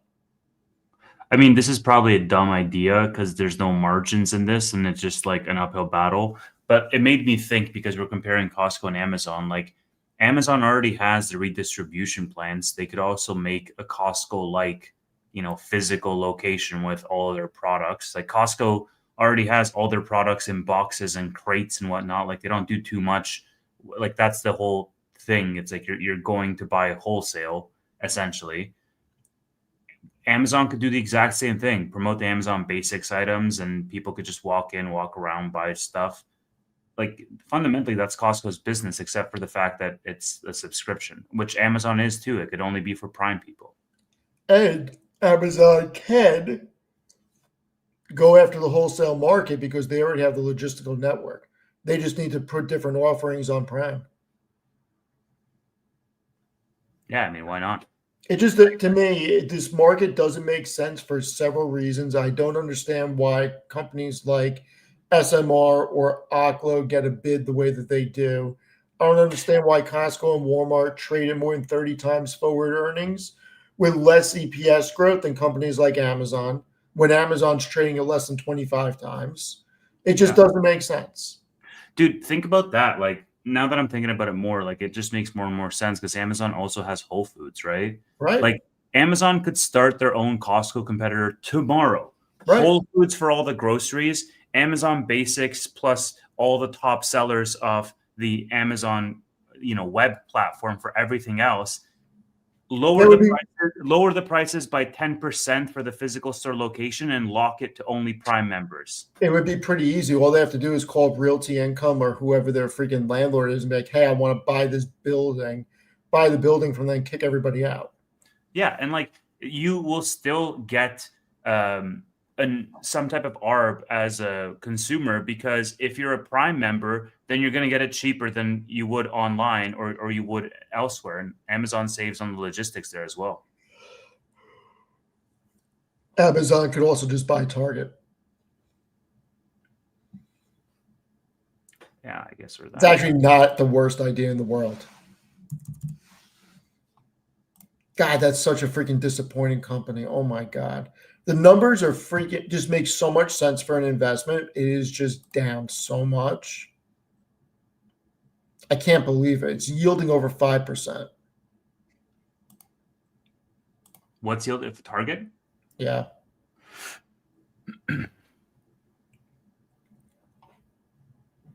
Freaking Target, man. I think Valentina has this at the risk of jinxing it. Hey, can we please not say that? Do you have money on this match? Let's just, not talk about what I have money on, what I don't have money on until an outcome happens. All right. I do like Amazon, though. It's something I'm still interested in adding to. I would not consider that I have a full position in it yet.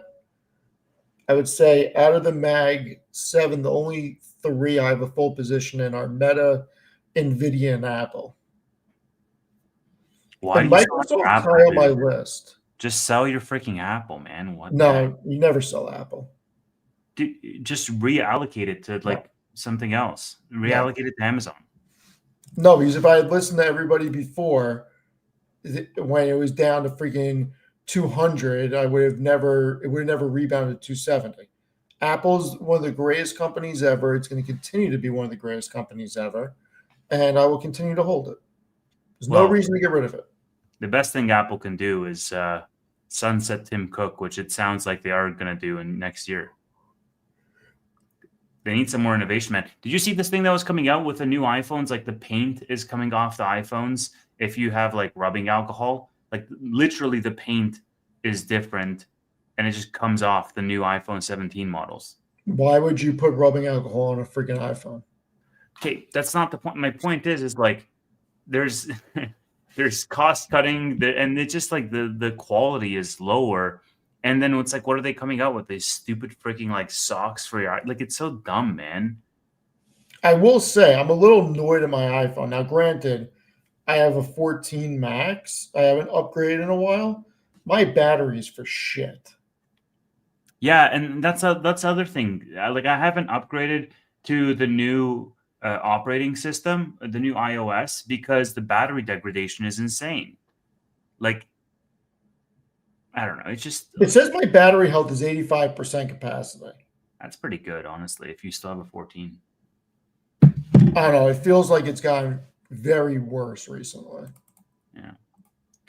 Any way you slice it, man, Apple's cooked right now. I haven't seen any update on the Apple AI and like, you know, that rolling out. Yeah, somebody says the camera still sucks. Like there's just so much about the product itself that is I lacking. don't give a shit about the camera. I could care less about the camera. I need a phone that keeps its battery and I need it to charge. And I need it to work.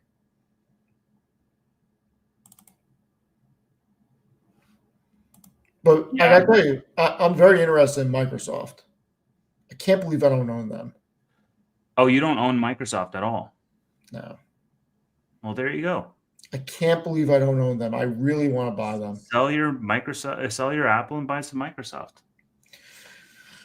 I can't believe Microsoft is trading at a cheaper valuation than Apple. Like that to me does not make sense. Dude, That cheaper Apple, valuation, better prospects. definitely better prospects. So, like, logically, it makes sense. Like we should do a whole episode on Oh my god. why Apple never got into cloud services and corporate.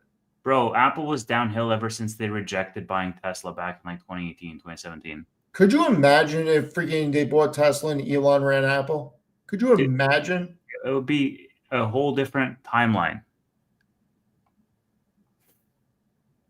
Right? You could integrate the like Elon's been talking about, you know, wanting to make a phone. Obviously, he's not going to do it because of bandwidth and capacity issues, but like it would be so sick, man. And you could have all this AI integration.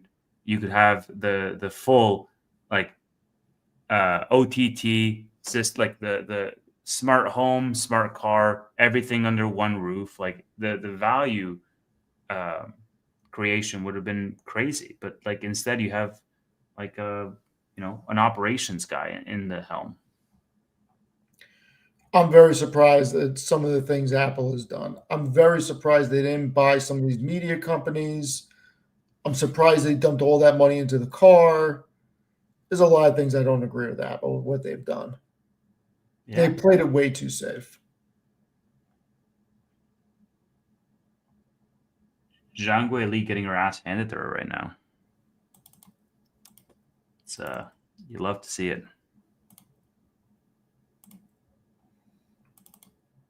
So now the question, Steve, is if and when we do win this Valentina bet, are we doubling down and putting it all on Islam? So 'Cause I I was am. reading a few things that GSP was saying, Yeah. and he said that Islam, if it goes into the 4th and 5th round, may not be the same guy because he's carrying around so much more weight and he's not used to fighting at this weight class. And he would know. He went up and fought Bisping at 85. Yeah, I just think it's going to go to the ground, and Islam is just going to submit him. I think it's a second round done. Yeah. I really do. Khabib's there with him. I mean, not that that matters. Khabib's not getting in the ring, but still, he's training with Khabib. He's training with all the guys. Like, Yeah, man. It's but I hate the odds. Odds are so bad. you knew it was I going might- to be like that. I might put a smaller because I still have some of the parlays that are open that have Islam as the last leg, which I'm going to keep open. But I might put some smaller bets on like, Islam by submission under 4 rounds or something like that. I don't hate that. I don't hate that at all. How ridiculous is the kick from Bo Nickel? Yeah, that was nice. Dude, freaking Wellmaker looked like shit out there today. I lost some money on him. So sad. His last fight was amazing, but he I don't know. He looked really like cocky, trying to go for like the one punch, like the one counter punch knockout, and it didn't. This guy who he was fighting was on 48 hours notice. Freaking Elon. He needs to stop. Elon Tabarin, CEO. AI will soon, quote, run out of human tasks. There's going to be an interesting threshold that AI and robotics pass where it runs out of things to do for humans. Literally, it's completely satire all humans want. He's going to freak everybody out more than people are already freaked out. Bro, I don't know what's going on, but I can hear it. It sounds like the UFC fight is in my neighbor's house right now because I can hear them like arguing and banging around, and it's just like a whole domestic violence case happening right beside me. I think That's not good. it's not good at all. I can't focus on Elon's predictions right now. And then I have the fight here, and then I have you talking about Elon. So I don't know, man. Lots of distractions. Oh my God, Valentina, I love. Like, she looks great. She's just been controlling the entire 5 rounds on the ground. Anyways, all right, let's put this bet in. Islam, method of victory, submission, and we're going to go under 3.5 rounds or under. Let's take a look, actually. 3-5 is difficult, but I mean, I do think that he's going to win in 2. Yeah, fight does not go the distance is what I'm going to put. Yeah. Well, I mean, I guess it this, doesn't- this ain't going to decision. I doubt that. Well,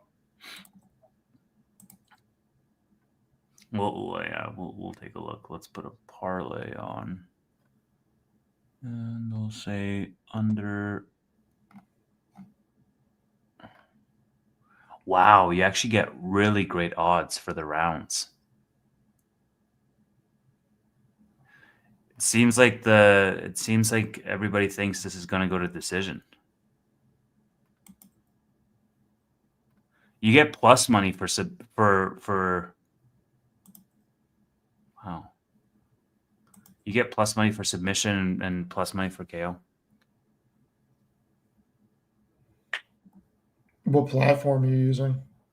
DraftKings, because I have no predictions markets. Vlad, get on it, please. Vlad needs to get on it. He will have a customer up here. Vlad needs to get on the prediction market. All right, this fight is pretty much over.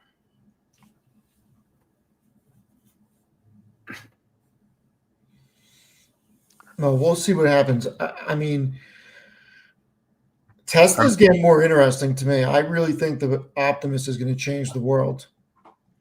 Yep, I don't disagree. We'll see what happens over the next quarter, because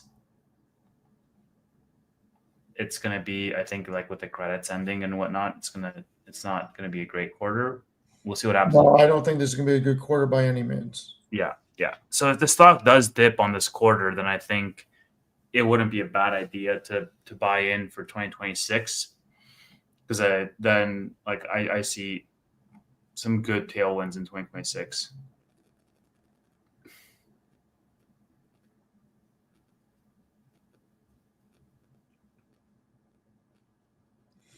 Started looking into DraftKings again.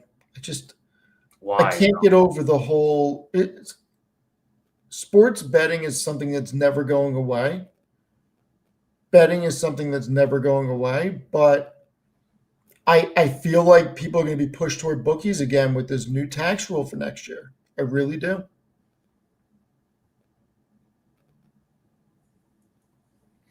Yeah, I don't know. Like, my whole thesis is that prediction markets is going to eat DraftKings lunch. So not really bullish on DraftKings or FanDuel for that matter. The fact that Polymarket, did you see the thing with Dana White and the guy from Polymarket? Yeah, dude. That's crazy that Polymarket got it. I thought Kalshi, like I'd be pissed if I was in Kalshi right now.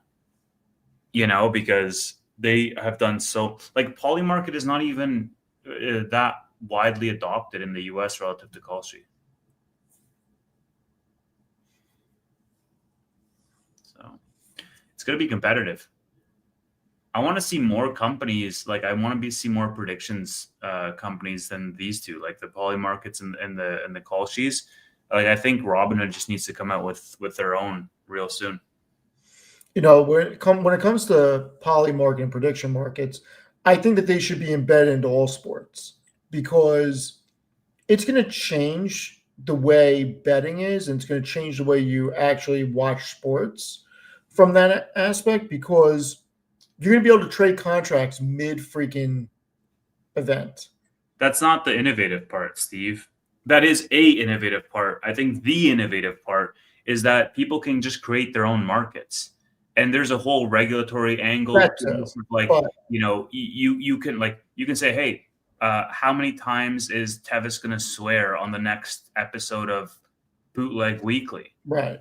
And somebody will participate in that market, and it just opens the door so widely for manipulation because of the fact that you can create your own markets. It is going to be very interesting. Like didn't Sunder Pichai also oh there you go, Valentina got the bell. He also commented on Polymarket odds for whether Google was going to release something. I don't remember the specifics. I think it was around their Gemini 3 maybe. And he retweeted that, and it's just crazy, man, because like you think these companies don't take note of these things? Of course they do. Brian Armstrong called it out on the earnings call himself.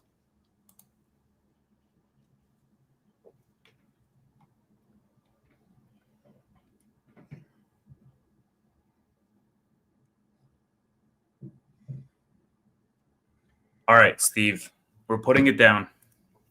I like it. Under 4.5 rounds, Islam by submission. Plus 190. Let's take a look at what under 4.5 rounds Islam is plus 125. That's not horrible at all. Yeah, but if we do with submission on top, it's plus 190. Mm-hmm. I don't hate that. It's just that fight does not go to decision. Basically, is plus 125 and Islam winning. Do you think Islam can knock him out? I don't see it. I think it's gonna be tough. Yeah, I'll go. I think JDM's the best boxer in the division. Yeah, so he's gotta definitely take it to the ground, and then I think he can get the submission there. All right, I'm going for it. What do you have? Do you have anything? I got Islam. It's just him winning? Yeah, I just took him straight up. Sweet.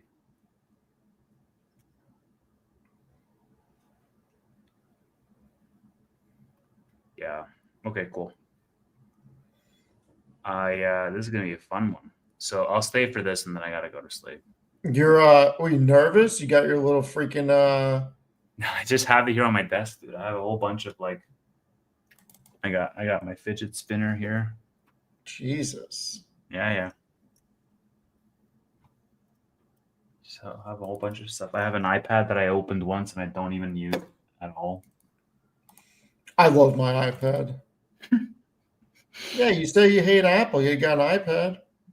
What type of computer do you use? No, I'm entirely on the Apple ecosystem. Oh, okay, there you go. I'm entirely on the Apple ecosystem.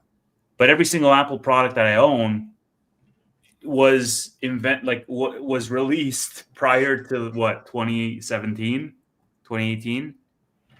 When was Apple Watch? 2016? So my point is like, in this decade, what have they released that's not socks? You know what I'm saying? Like, what piece of hardware has this company released that is not socks? They make socks. I'm so salty about the socks thing. I didn't realize they make socks. What are you talking about? Google it. Google the what's it called? Phone Pocket. I think it's called Apple Phone Pocket. So stupid, Steve. So ridiculous. That's so annoying. Just Google it. Honestly, Google it. I don't want to. Yeah. It's gonna make me depressed. I don't Yeah. want to.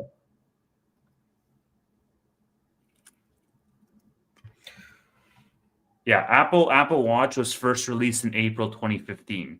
So literally in the last decade, what have they released, guys?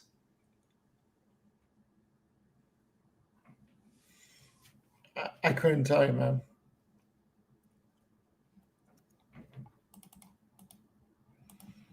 I could not tell you. All I know is that Apple is going to continue to be a good company. Okay. Sure. Can you throw up my screen for a second?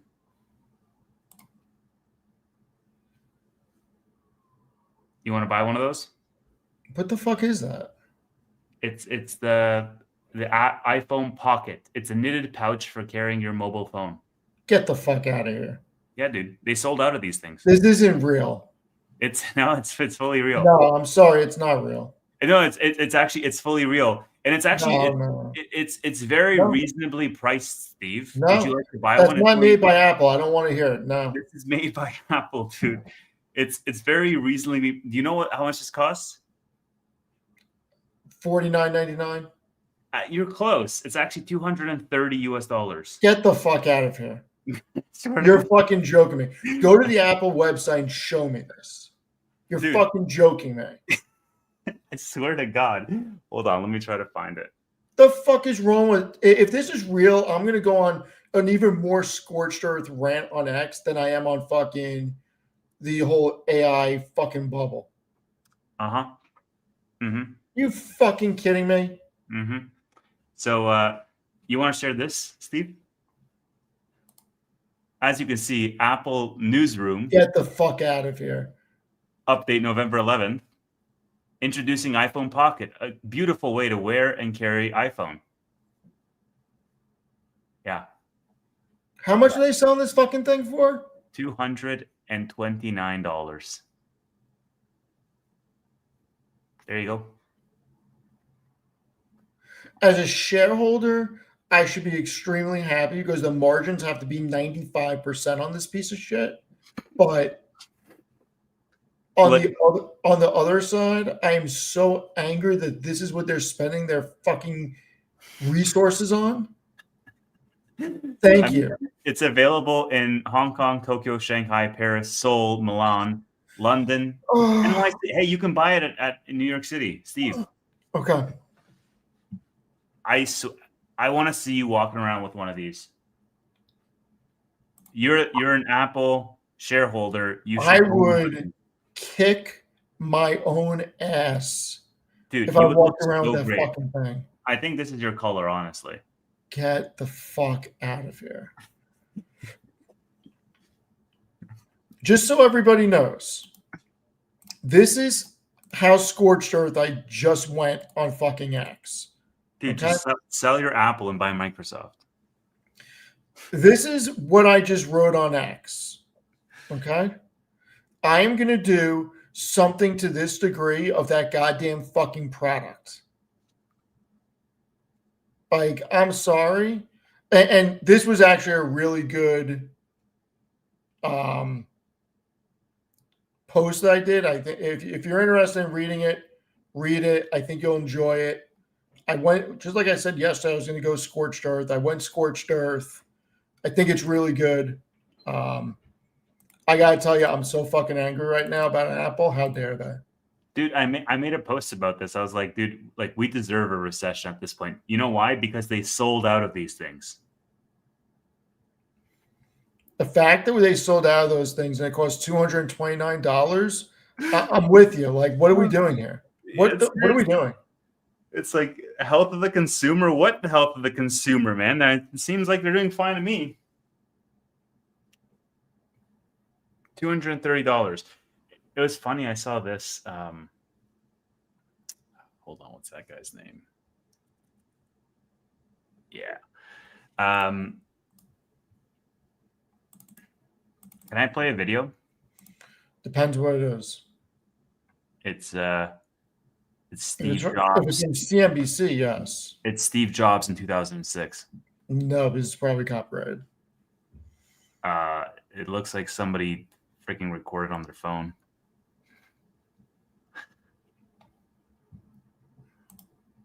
Somebody donate to Steve so he can let me play this video. No. And it's like a $3 donation because that's pretty much what we make on YouTube. I promise you this video is going to trigger you. I'll send it to you after. Send it to me after. Yeah, I'll send it to you after. This is freaking. I'm sorry, everyone. I'm so angry that Apple freaking did that. I am appalled. Yeah. I'm fucking appalled. Yeah.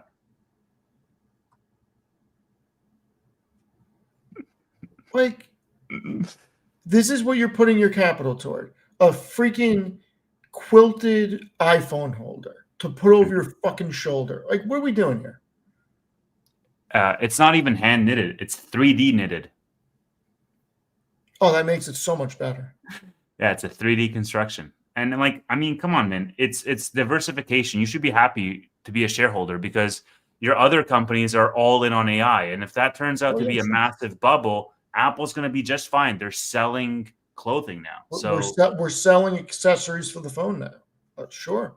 Yeah. You're perfectly diversified. So I think you should buy more Apple, if anything. So angry right now. Somebody said, I'm sending one to Steve. What color? Please don't waste your money. Can you imagine one of these shows up at your door? Your wife is going to be like, what the hell did you buy, dude? I'm not even going to tell you what my wife would call me. Like if I bought that, let's just put it this way. If I bought that and used it, you don't even want to know what my wife would fucking say. I kind of do now. Words that I do not want to say publicly.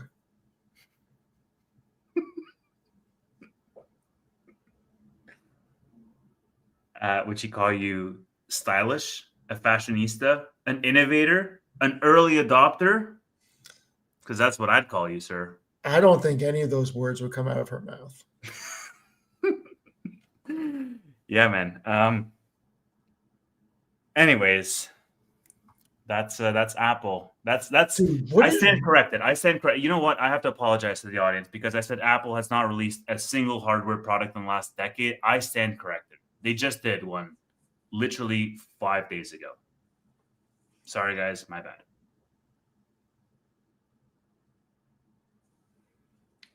I don't know what to say, man.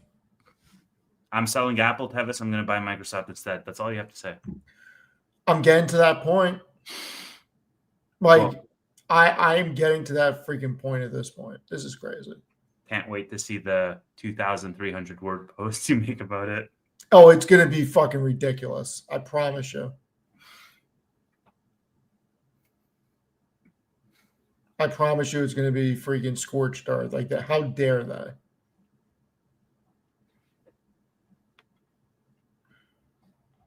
People need to give me more ideas about scorched earth posts. I actually enjoy making those long posts on X.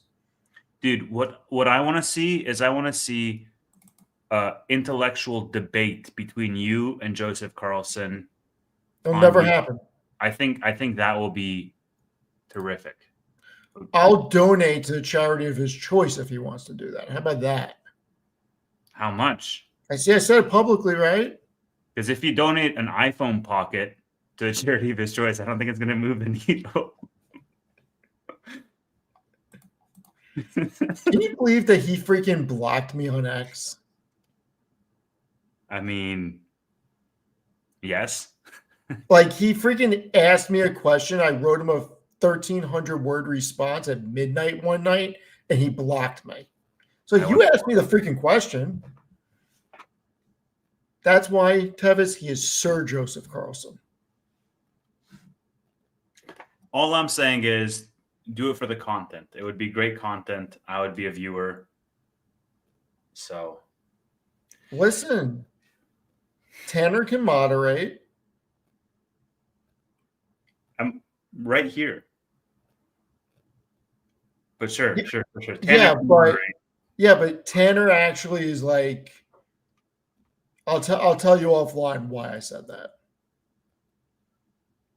What, Tanner is the Switzerland in this situation? He's like neutral territory between you and Joe Carlson. He reached out to him, I believe. Oh, nice. Yeah, man. It would be an interesting debate, that's for sure. I mean, I don't know how much of a debate it would be. I mean, good luck taking the side of Costco deserves a bigger valuation than fucking Nvidia. Good luck with that.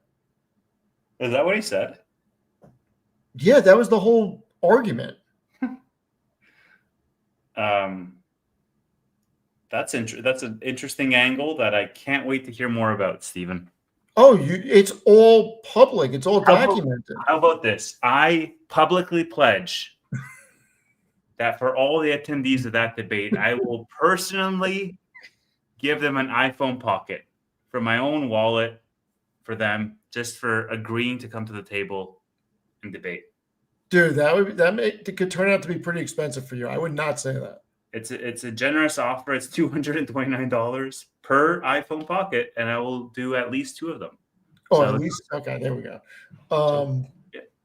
So if you go back on the timeline, he said something about Costco and Nvidia, and I wrote like a 1,400 word thing, and then he posed a question to me, and I wrote like 1,200 words, and then he blocked me and said I was engagement farming.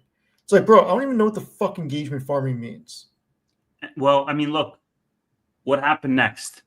You became a YouTuber. You got 10,000 subs in a month. Man. Matt, but just so everybody knows, Matt Money has the link to come on. He doesn't love us. He doesn't want to hang out with us. So He has the link. He doesn't have the courage to face us.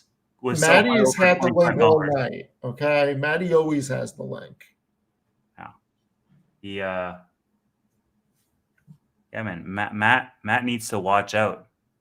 Those 2 iPhone Pockets for you and for Joseph Carlson are going to be funded by Matt's $500 from the SoFi bet. All right, that's where I'm There you spending it on. go.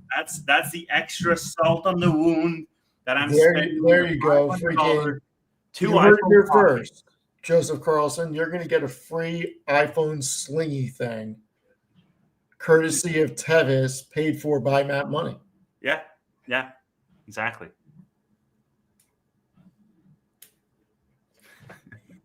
All right, fight is starting.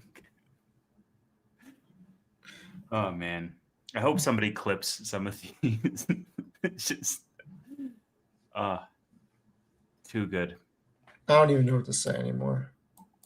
Hey man, I don't. It's the world we live in. Apple. What are we fucking doing, Apple? Dude, freaking Islam is just insanely jacked. Dude, how scary is freaking Cosmot? Yeah, I mean they're all scary, man. They're like Like, UFC champions. he ain't losing for a while. Yeah. He is not losing for a while.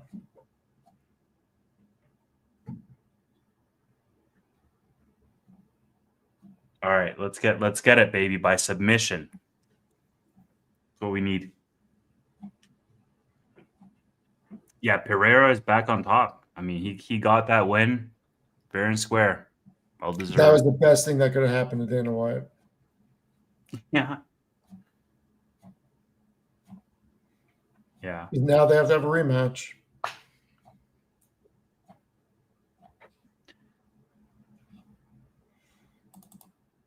I should start buying UFC cards. Madison Square Garden is packed. Dude, I told you I went to the Connor fight, like the Garden, right? Yeah, Sick. against Alvarez, right? Yeah. Yeah, it's packed. Dude, the atmosphere must be sick. It's insane. Ugh, I'm so jealous. I definitely, whatever the next fight is there, I gotta visit for it.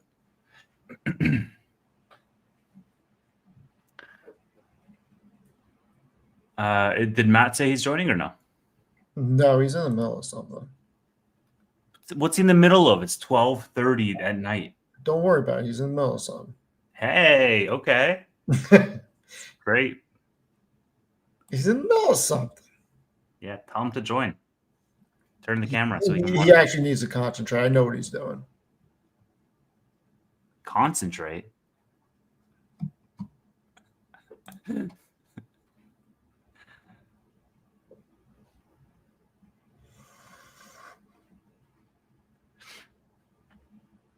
Even JDM's pretty freaking jacked. They're all jacked, Dude, JDM is a freaking wild man. right? It's like, I wonder how they get that jacked. Oh wait, their job is to work out all day. All day, every day. Like literally 8 hours a day, just at the gym working out.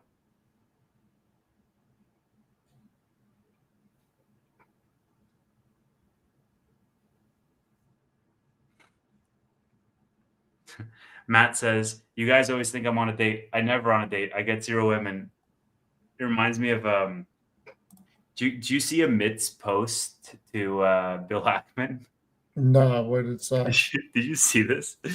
Bill Ackman made this whole thing around like, young men today are having trouble, finding women and all this stuff.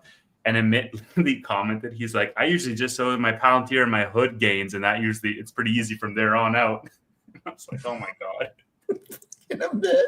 He's hilarious. It's like, why would you respond to Bill Ackman like that? But it was amazing. That's pretty freaking heroic. Yeah, it was funny. I laughed.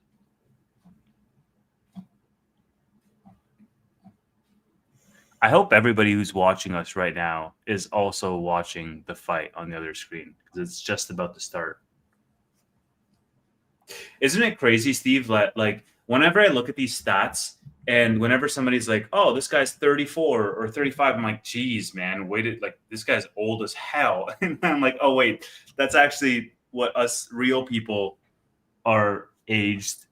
And I don't know, it just blows my mind because like I look at sports athletes, like the football guys or whatever, and they're paid millions of dollars, and they're like 24. I'm like, "Fuck, I'm old, bro." Like, what the hell? Wait till you get to be my age. Yeah, well, with your age comes wisdom. You're out here buying bonds and writing articles, cashing checks. I mean, I will tell you, I am regretting lifting weights the way that I used to. Why? I'm starting to have aches and pains in my joints. Oh.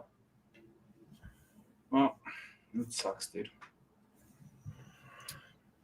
You still look like you freaking power lift. I haven't touched a weight in years. Wow. You look freaking huge. I'm not. Tom Lee says, please do a play-by-play for us who got liquidated in the markets and can't afford pay-per-view. I get it, man. BMNR's at $35. It's tough out there. It's tough out there in the investment accounts. Yeah.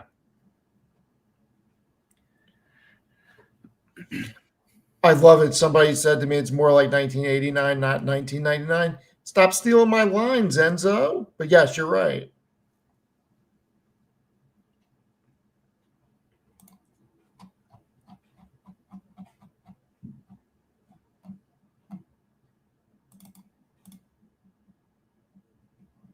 Dude, negative 300 odds for Islam. Just like crazy favorite. Closed as favorite in all 18 UFC fights.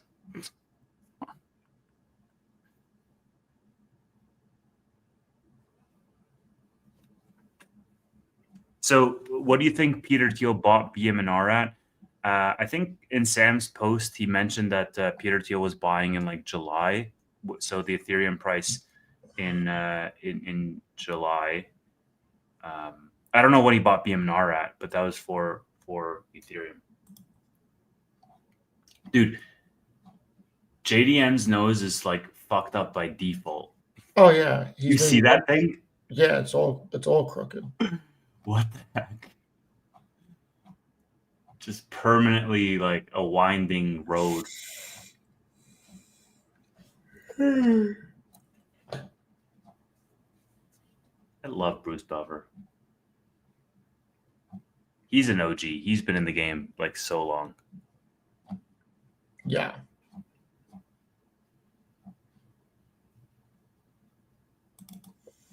The real question is who's better, Bruce or Michael Buffer?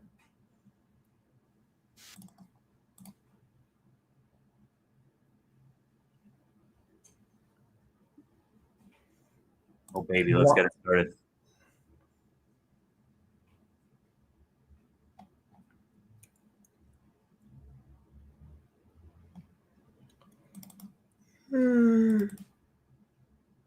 All right, what we're looking for is a submission. Fight does not go the distance. Submission by Islam. Let's take a look.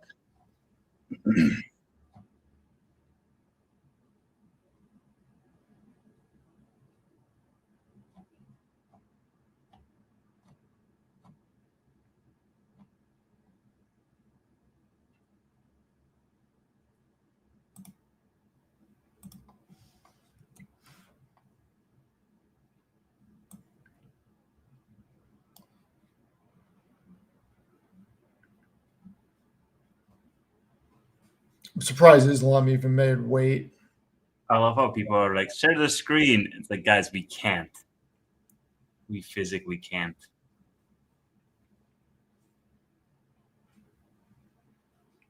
You're surprised who made weight?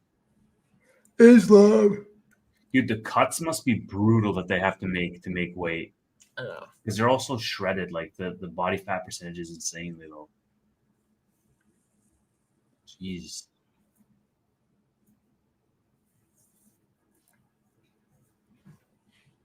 There you go. There you go. Takedown. Love it. Takedown round one. I mean, there's a reason why he was minus 270 going into the fight. Yeah. Like, just saying. Didn't take long. Let's go. Get that submission.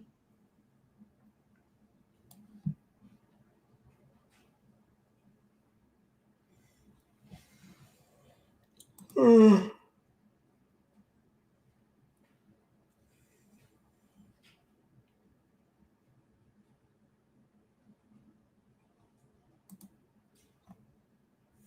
want to bring up the prediction mark and see if it actually freaking changes as momentum goes. Yeah, you can throw that up on the screen, actually. Throw a poly market on the screen, and then people can... Oh, I don't need to have a poly market account to do that? No, that's what we did during the Blue Jays game, and you can see like the odds going up and down. All right, awesome. We're not allowed to use poly market, right? I don't know. Well, you can see the stats.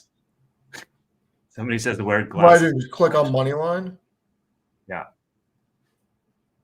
Can you see the odds going up and down? I can also see if I can. Actually, no, you don't share because your thing echoes when you share. No, it's the way that I shared it last time.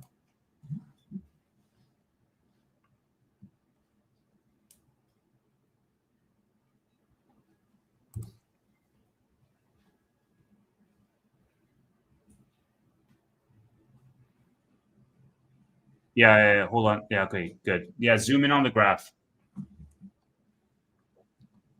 All right, so Islam has the back. We're going to go for that submission. What the hell? Yeah, just go to graph, yeah, and just zoom in there.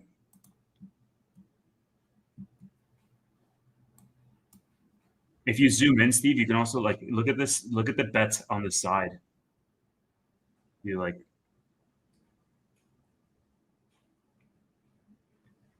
I don't think this is going to go a distance, honestly.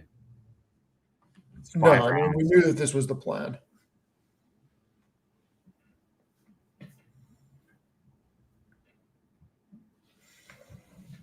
God, this is going to be so great when this is actually a live scoreboard. Yeah, it's going to be crazy.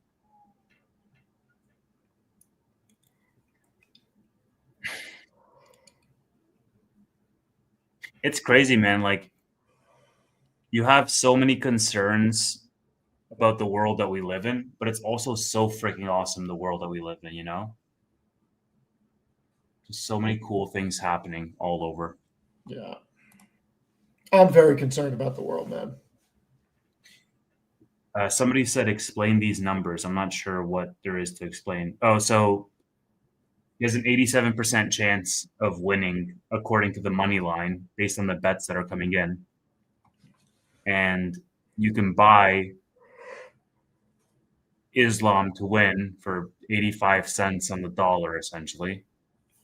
Or you can buy Jack to win for 16 cents.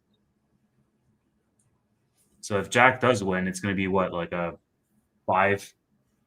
6x on your money. But if Islam wins, it's going to be like a however much. It doesn't add up because there's also the poly markets revenue in between, which is a couple of pennies for every transaction.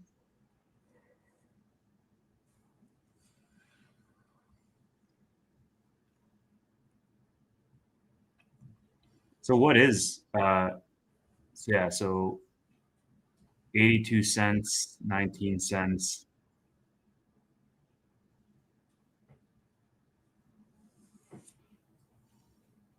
Can you check football? What do you want me to check in football? Oh, football for tomorrow? Is that what you guys want?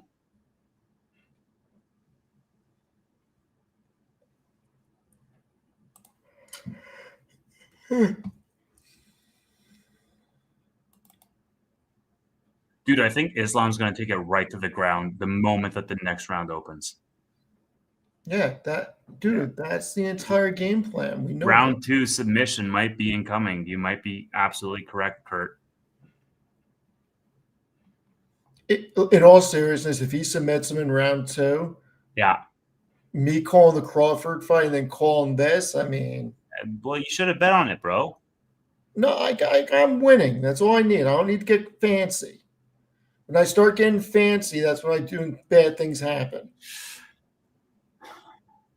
All right. Bills Buccaneers tomorrow. That's going to be a fun one. Honestly, man, like the Bills lost to the Dolphins last week, so they haven't been looking like super crazy good. Like everybody was like, "Oh, Bills are going to win the Super Bowl this year," and like they haven't been. Well, it's because of what they did last year. What do you mean? Yeah, no, I know, but they haven't been like playing like that. Packers look good. Honestly, here I might go with like the Buccaneers spread, not +6. I might go with like +7.5 or something.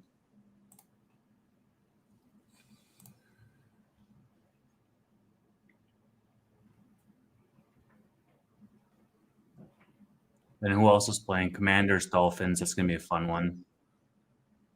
Dolphins are riding the high. They're favorites. I might go Commanders there.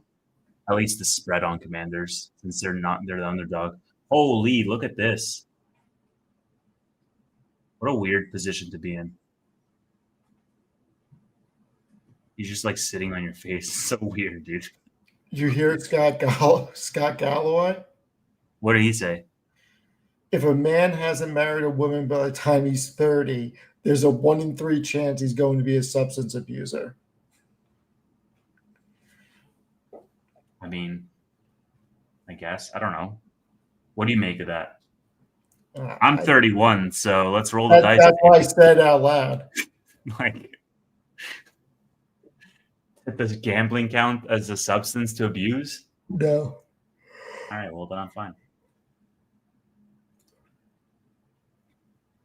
All of those, I don't know. Like, I know it's backed up by actual statistics, but it just sounds like pseudoscience, man. the world is so different today than it was in previous generations. Say that again. Yeah. I don't have 10x Palantir Robinhood gains to show women. So that might be why.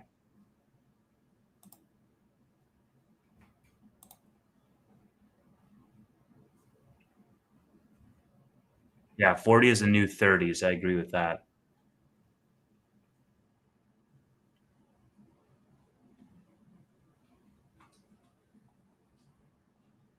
Dude, Islam is just elite. All of these fighters, the Dagestani fighters, are freaking amazing. Is Islam also a Dagestani or no? I believe so.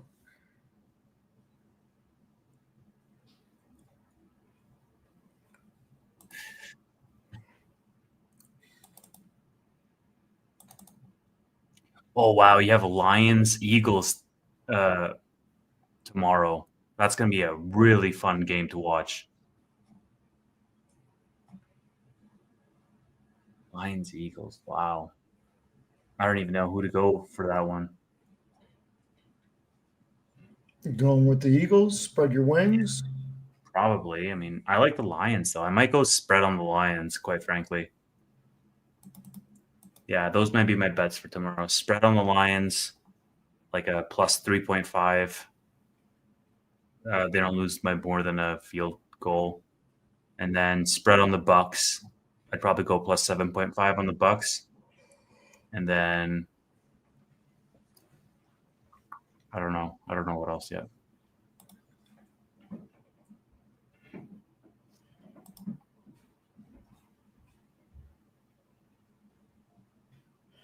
Like Eagles against Green Bay were not even like that impressive.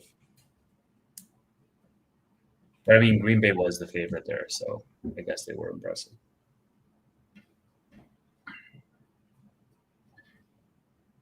All right, well, I think you survived round 2, Steve, so The prophecy has been destroyed. there's always round 3. And Apple can always come up with a stupid other product. You're still on that, hey? You're still salty about that product. Fuck them. And I'm going to tag Tim fucking Cook in it too. Yeah. Motherfucker. I don't even know what I'm going to be able to do. Like, this is going to be, I'm going to have to really think about all my gripes with Apple. This could be like a 4,000 or 5,000 word fucking post. Just tag Tim Cook in it too. Tag everybody.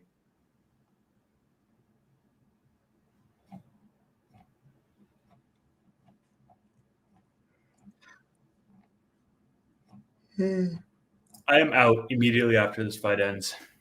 That's when we're calling the stream. How many people are still watching this right now?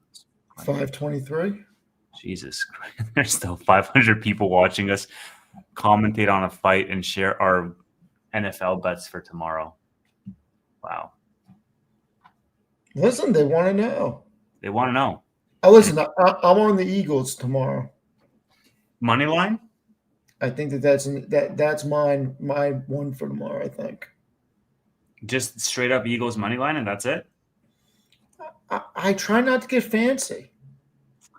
I'm telling you, man. You go Lions plus 3.5. Lions plus 3.5. Tampa Bay plus 7.5.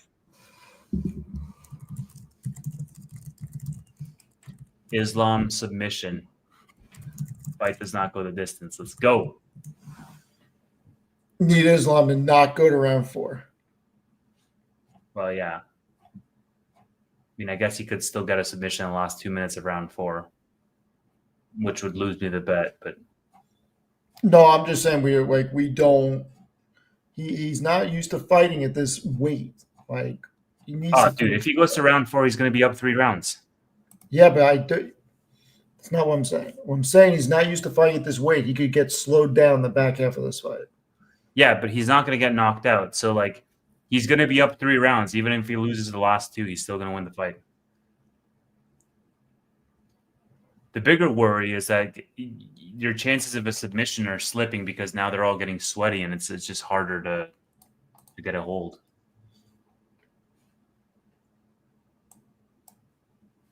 Jack is so hesitant. He's down 2 rounds. He knows it.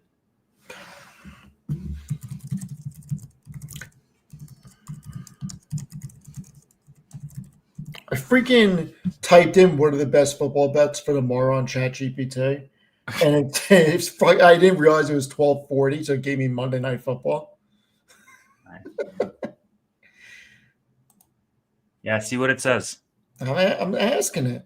Better yet, you should say, I'm taking Tampa Bay plus 7.5 and Lions plus 3.5. What do you think? On a rate of 1 to 10. How dumb is that? It just said Bengals plus 6.5, Yeah. Texans minus 8.5. Really? You're gonna lose money on that. Texans minus 8.5 against what was it, Tennessee? Yep. Vikings minus 2.5. Vikings minus 2.5. Chiefs minus 4. That's what it said? Those are the best odds? Best bets? Yeah, those are the top 4 bets. Wow. That's some 4D chess, man, using ChatGPT to gamble. And I pay for the bigger package. What's the best parlay for tomorrow? There you go. 5-team parlay.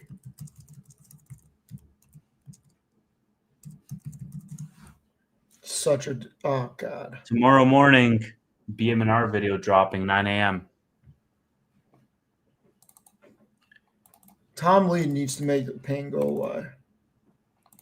Yeah. Tom Lee, solve all my problems.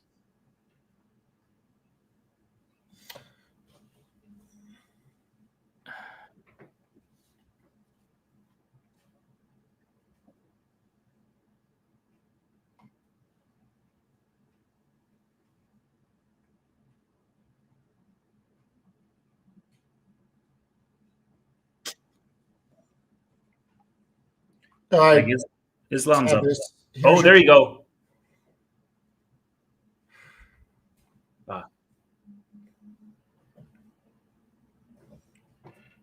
Here's your parlay. All right, what is it?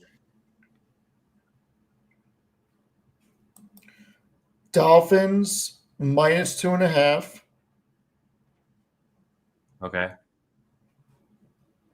Bills minus 5.5. Texans minus 8.5. Vikings minus 3. Chiefs minus 3.5.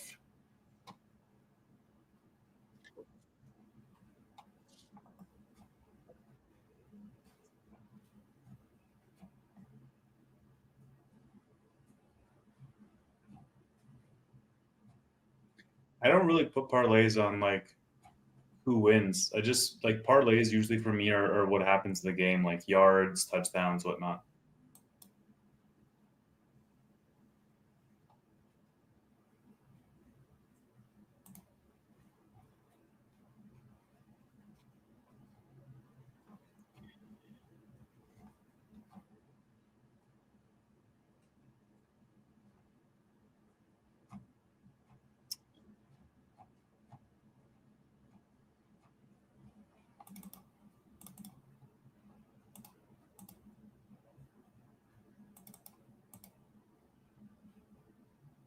All right, round 4.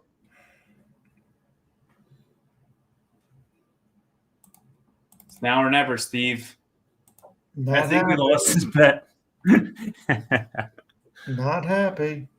I think we might have lost the parlay.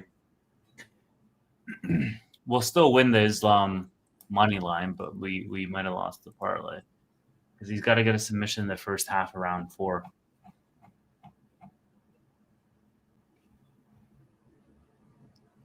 It's not great.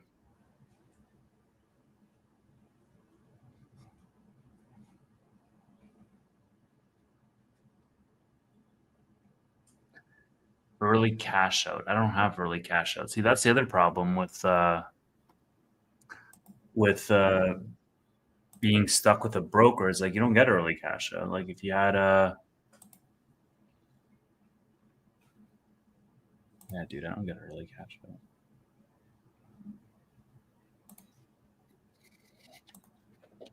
All right, we just got to go for the Hail Mary. So hopefully he submits him in the first 2.5 minutes.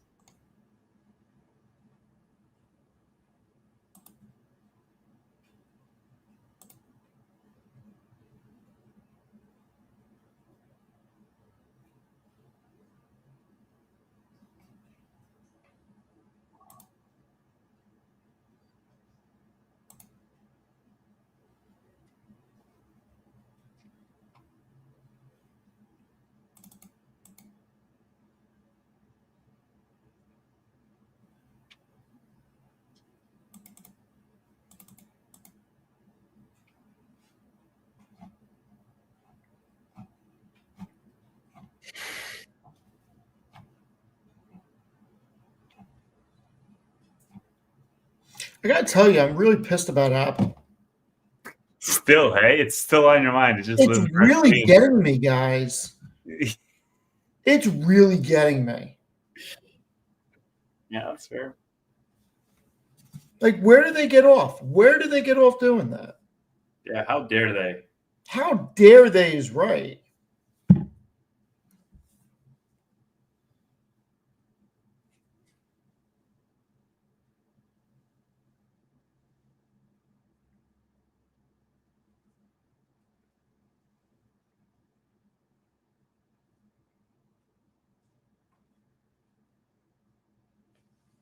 It's crazy that like the decision was also plus money here.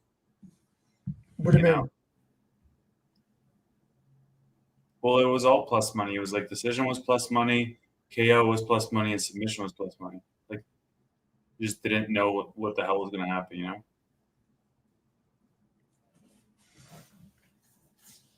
This makes me want to get rid of my fucking iPhone, dude. Or instead of getting rid of it, you can get it a nice, comfy winter jacket. For my iPhone. Yeah, exactly. Why? Because it's not going to work because the battery's going to be too cold? I mean, that's now you're thinking. Dude, watch him submit him like right after the 2.5 minute mark. Are you kidding me? Are you kidding me? He just gets the back right after 2.5 minute mark. Jeez, man.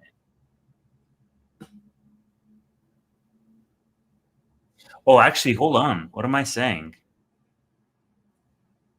Oh, mine's 4.5 rounds, right? So I still have one more round, technically.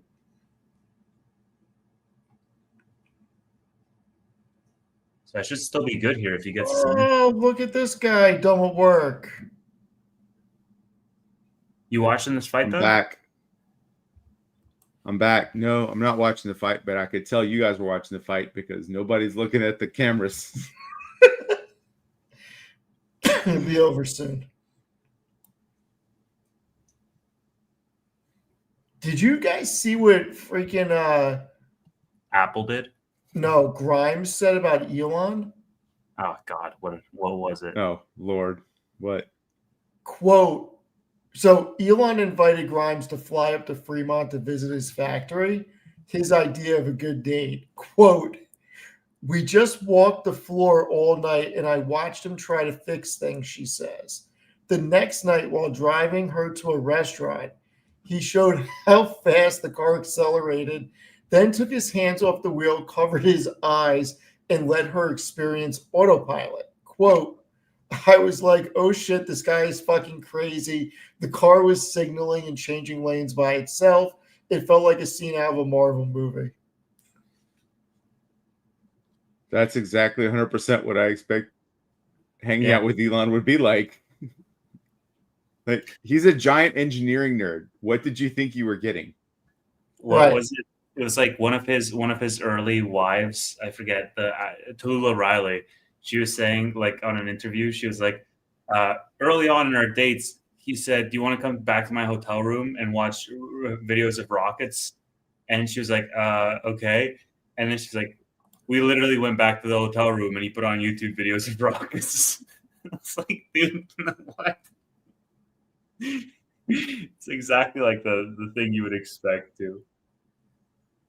I mean, To be honest, that's what I do half the time. Actually, that's what I was just doing. That's what my Videos are meeting rough. was. Yeah, I'm one of the team mentors for the University of Houston rocket team. That's cool. Very cool.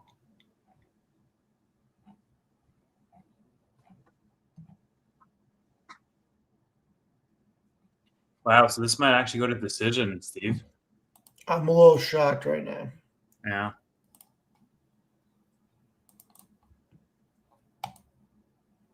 Man, I wish I had some ice cream in the house. I'm glad I don't, because I don't need to eat it, but I wish I had some.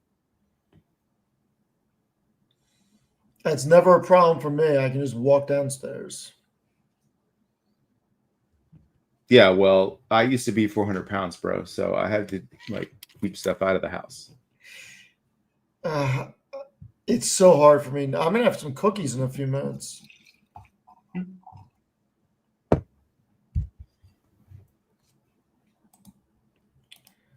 We are doing this though. Oh, Weller, nice. Weller 12. I like it. Matt, you did not say that. Everybody in the chat, what movie is this from without actually Googling it? I used to say this all. I know. The next line is, I asked that to all my prey. I know. I know have exactly no what doubt movie that that's Dougie from. knows. Oh, here we go.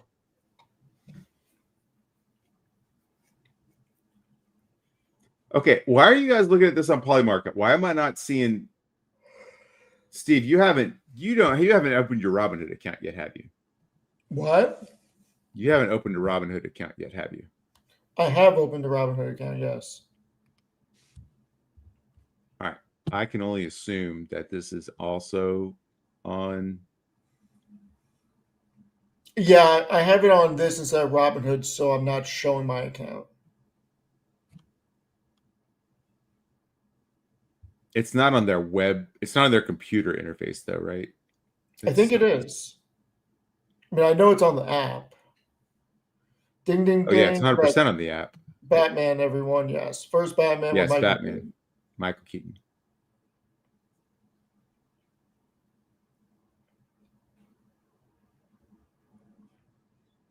Jury says Apple owes Massimo $634 million for patent infringement on the Apple Watch. That's a speeding ticket.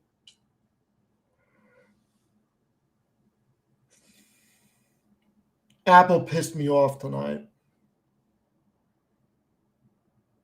Actually, Tevis pissed me off tonight about Apple. Because he brought something to my attention I did not know. Don't kill the messenger, bro. I know. What was it? I felt like I left right when things were getting good. Dougie, did you know that they made a freaking jacket for freaking cell phones? Jacket? Like case or? More like sock. Sergio, you are correct. There are 2 3D printers and a workbench behind me.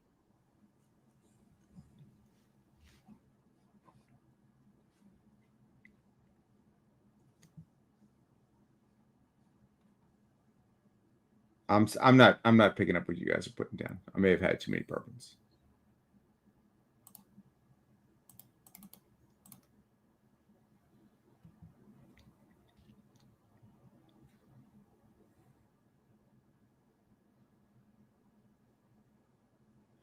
Oh, one of the fighters is named Islam, right?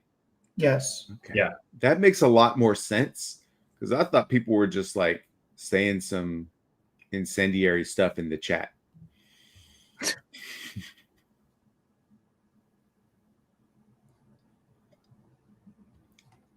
You know, if you read it with a different context,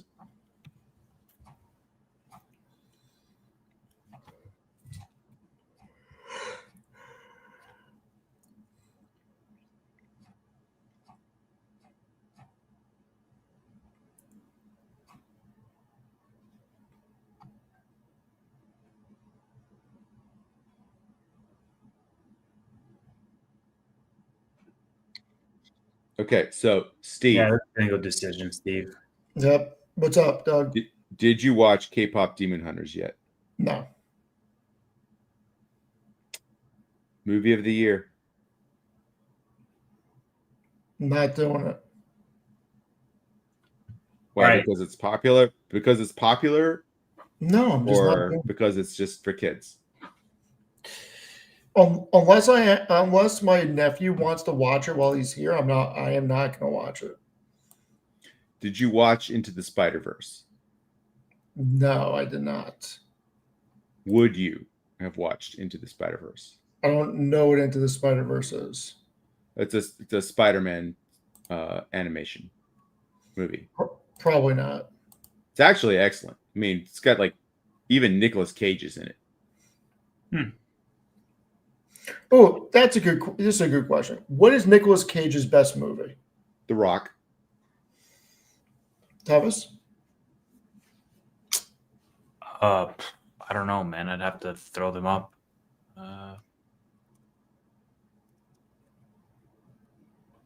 He is excellent in The Rock. I mean, you asked me what the best movie he's in is. I know you prefer Gone in 60 Seconds as that's maybe his best performance. I should have phrased it his best movie. How about that? But the best movie he's in is The Rock. I can get behind that. You know what? I have an answer. I can get Lord behind of War. Lord of War is a good movie. Fantastic movie. I mean, don't discount the unbearable weight of incredible talent or immense talent, whatever it is. Yeah, I mean Ed Harris is in it, Sean Connery's in it. There's a lot of people in the Rock. Dougie, I'm interested. Who do you feel is the best James Bond? You know, I was never a big Bond lover. Okay. I was not like raised in that tradition, I suppose. And when something is like that old of a franchise, it's a little bit what you inherit culturally. I remember the first Bond movie that I actually saw was GoldenEye, and I saw it in the theater with my dad. And my dad was just blown away, you know, like the opening Bond sequence, right? And he said that was his favorite. And you preface this with I used to stay up late with mom and dad and watch Remington Steele when we were kids. So we already liked Pierce Brosnan. Right. Right. So, and you know, and I mean, I was like a kid. I was like 11, 12 when we were watching Remington Steele. And so when the GoldenEye came out, Dad and I went to go see it, and he loved it. And so then that was the best for me. And then the GoldenEye game came out for the Nintendo 64. And so like that whole like thing centered around Brosnan, because he's already British, Irish, right? He's got a little punchiness to him. He can be totally suave, debonair. I know people love Daniel Craig, but I don't know. Yours is my number two. I mean, GoldenEye was my favorite Bond movie until Casino Royale. Yeah, the Casino Royale is so good, but Quantum of Solace is so bad. So bad. It is so bad. I can't love Roger Moore because of the Rocketeer. Have a good night. Have a good night, guys. Tevis. Yeah. I can't love Roger Moore because of the Rocketeer. Do you know what I'm talking about? The Rocketeer? No. Pull it up on Wiki or something. You probably saw it. It was a Disney movie in the 90s. Definitely didn't see it. I never used to watch Disney movies.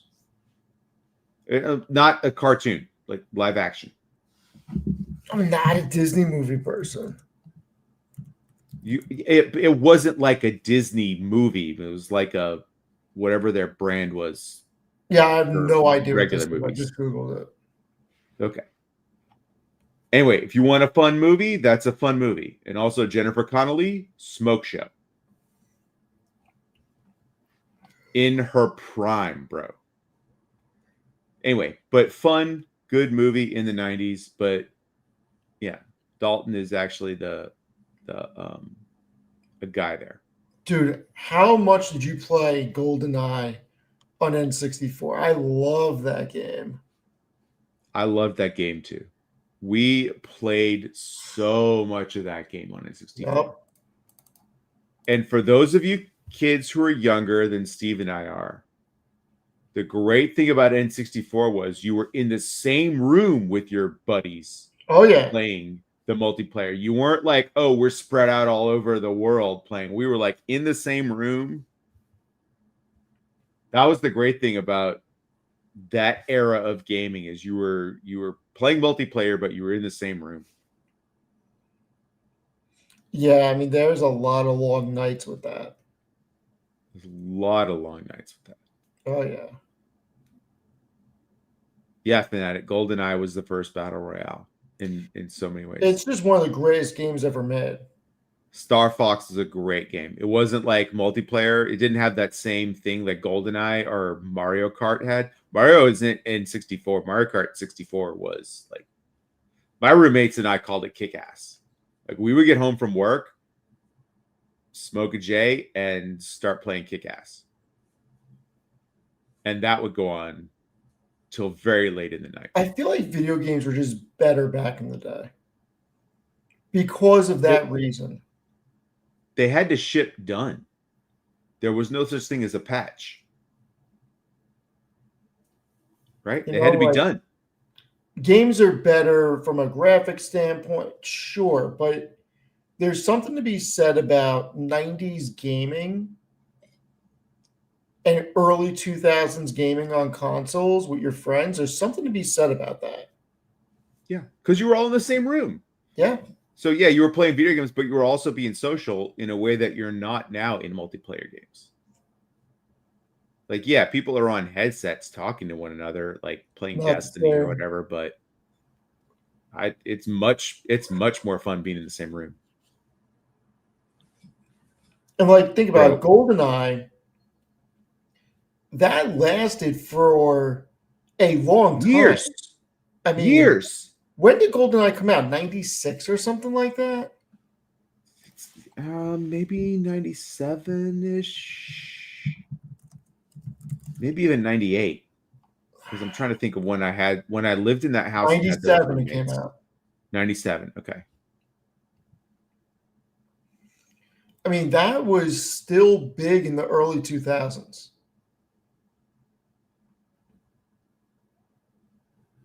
Yeah. Look, Keith. Yeah, Perfect Dark was a better like single player game, but it didn't have the social, like, get with your buddies at your house or go over to their house and play games together. Did you have the rule I don't that think nobody could I don't use think on kids job? today could do that. That requires unsupervised play, right? I don't think kids get to do that anymore. What was your Did question? you have the rule that nobody could use odd job? Yeah, we probably did. I don't remember all of our rules. It was like, it was just unspoken that you could not use odd job because it was so short. It was so annoying. We had a couple of different rules, but like house rules. I do know that. The Mario Kart had no house rules. Mario Kart was just no holds barred.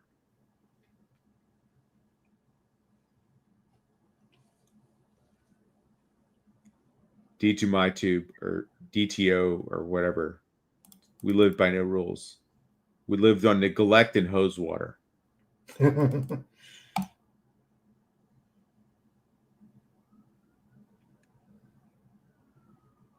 Man, do you remember the original Nintendo system came with the gun to play Duck Hunt, right?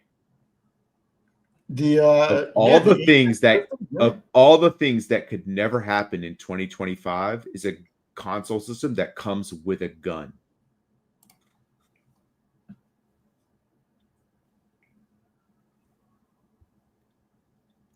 Favorite driver for Mario Kart, Rachel, was Yoshi. I mean, Perfect blend of agility and speed. I have played Zelda, the first Zelda, so much. I guarantee you, I could pick it up and beat it within 2 hours, maybe even an hour and a half. Really? Yeah. I never actually beat Zelda 1. I loved Zelda 2. I played the F out of Zelda 2, but I never played. It's not that I never played it. I never beat Zelda 1. But you remember getting like the Nintendo Power magazines, right? A Nintendo Power, yeah. Yeah, so not only did you go rent the game from Blockbuster, you also had to like make sure you had the guide from that Nintendo Power. 90s hit different, y'all. 80s and 90s just hit different. So different. The first Final Fantasy just hit different when that came out. Oh my God. Somebody in the chat we were on the other night, Steve, somebody, I don't remember who it was, but they were mentioning Chrono Trigger, and I didn't have a time to talk about it. Chrono Trigger to me is still the most complete game I've ever played. I am going to be embarrassed. I do not know what the hell you're talking about. Bro, that What I game? think that game still holds up. Chrono Trigger. What was it on? The Nintendo. I never even sorry, heard no, of that. no, it was Super Nintendo.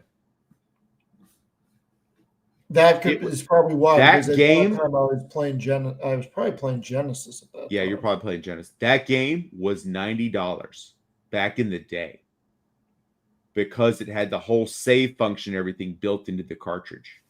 That's how long the game was. If you've got an emulator, I suggest you play that. If you want to start a game, if you want to start doing some gaming streams, you would legit get people to watch you play Chrono Trigger. Absolutely. I need to see what the hell this freaking thing is. It's like it's like a Final Fantasy game, but better. Yeah, I've legit never even seen this before.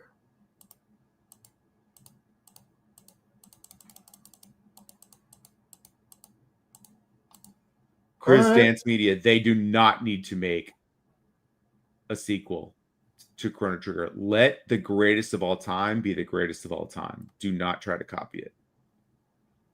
Like the people who would try to copy it today would only do so because they think they can make money off of it, and they heard it was popular back in the day. They didn't actually love it at the time.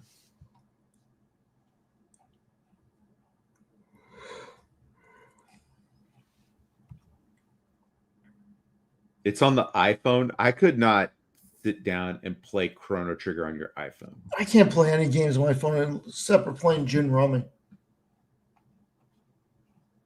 It's not like Zelda. It's more like Final Fantasy, I really enjoy Final Fantasy. where you have a party and you have, you know, weapons and you have stuff in the party. You have to manage what gear and swords and armor they're wearing and what their spells are going to be, and you have to level them up and change their powers. And it's a fantastic story. Fantastic story. Like it goes places like science fiction and fantasy in places you can't even guess. The narrative alone is amazing.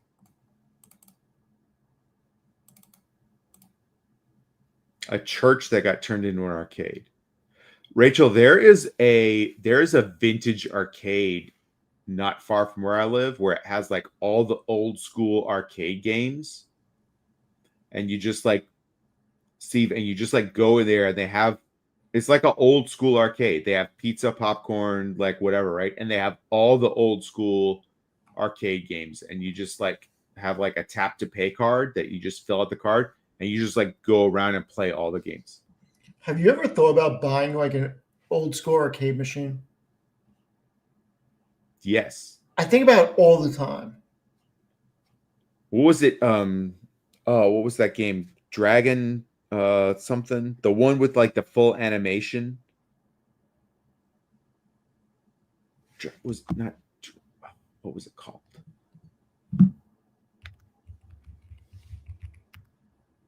Like you never would actually play it because it looked like something that was going to cost you like $30 to actually play.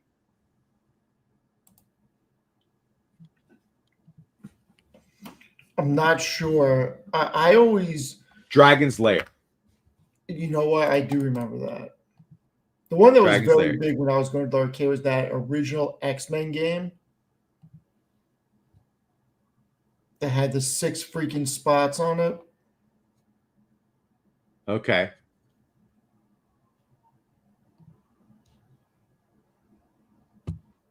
No, not Dragon Ball Z. It was called Dragon's Lair. Yeah, it was. It looked like full cell automation, or not automation, animation, full cell animation in a game in the 80s, and it was really expensive to put your quarters in. So as a kid who didn't have infinite quarters, I had to find other ways to like have my fun at Chuck E. Cheese. But Rambler, so many quarters spent. And then I got older, and then it was Mortal Kombat. The original Mortal Kombat. And then Cruising USA. And then when I was freshman year in college, Cruising USA. Dude, how much fun was Cruising USA? That was one of the first real racing games where you could actually do manual on a fucking so good. Yep. Freshman year in college, they had it at the like in the student union, and I pumped so many quarters into there. Like, you know, I'm a freshman in college. How much money does the kid like? You have to have money for beer. And I was on the swim team, which meant I was not allowed to have a job. So it was like whatever money I made in the summer, that was it. You know, so I had like $300 for my lifeguard job that I saved that I had to like, you know, use when I was in college. People do not understand now. Like, people do not understand. My dorm was cinder blocks and tile floor with a iron frame, with not iron frame, but like metal frame bunk bed. No, I was not a Georgia Tech grad. I did attend Georgia Tech, but I didn't graduate.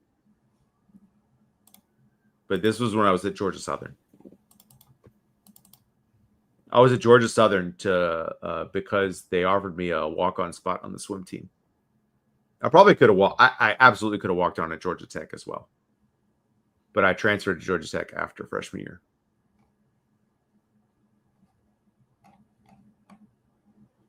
Yeah, you're not. Yeah, you're. And back in the day, you were not even allowed to have a job. Like, I was on a D2 swim team, and I was not allowed to have a job. It's not like I was a football player and people were trying to like give me money under the table, right? Couldn't have a job. There's no NIL, no nothing. Right. Yeah, you weren't allowed to have you weren't even allowed to have a job.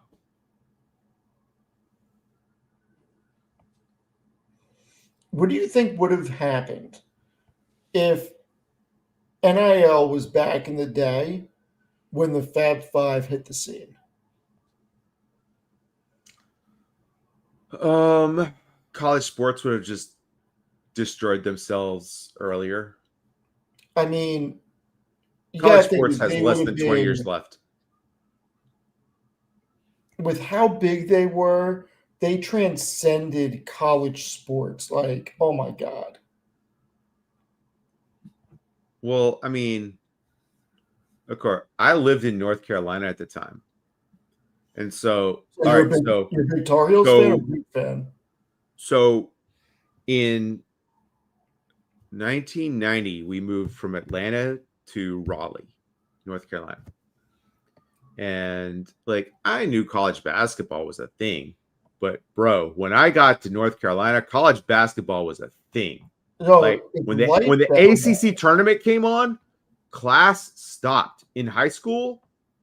Oh, you're in advanced biology? No, we're not having class today. We're watching the tournament. Like, the one big TV in all the classes. Nobody did any classwork during the ACC tournament, let alone the NCAA tournament. This is in high school. They did we just stopped having class to watch basketball. So I like Duke over UNC, but it was fire living there at the time.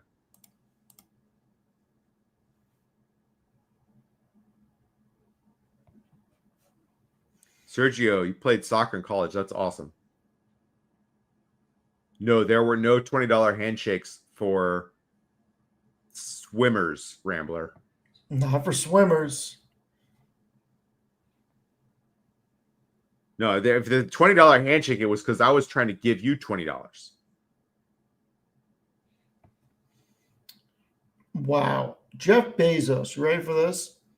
Says there is no plan B for Earth and argues that heavy industry, including factories and data centers, should be moved to the moon and orbital stations to protect the planet. This is basically the same thing Elon's been saying for a decade. There's no plan B for Earth. There isn't. I'm not sure that the physics of it doesn't make sense. Oh, we're going to move it to the moon. That doesn't make any sense because the moon is still the Earth system. At least Mars is another planet in a different orbital around the sun.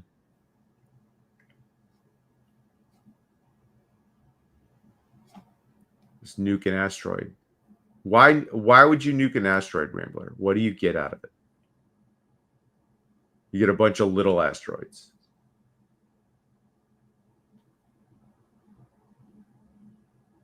Yeah, George Wallace, you know what I'm talking about. Yeah, when the basketball was on, everything shut down. They didn't even try to make us have class in high school, in AP classes in high school.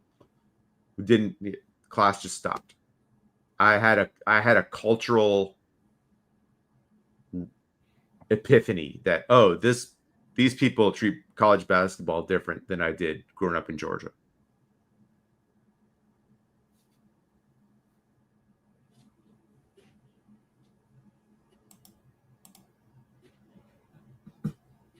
Well, Rambler, we don't want to be like the dinos. We have telescopes, so we'll at least see it coming. The dinos didn't know what was happening. It was just boom. What do you think about that, Steve?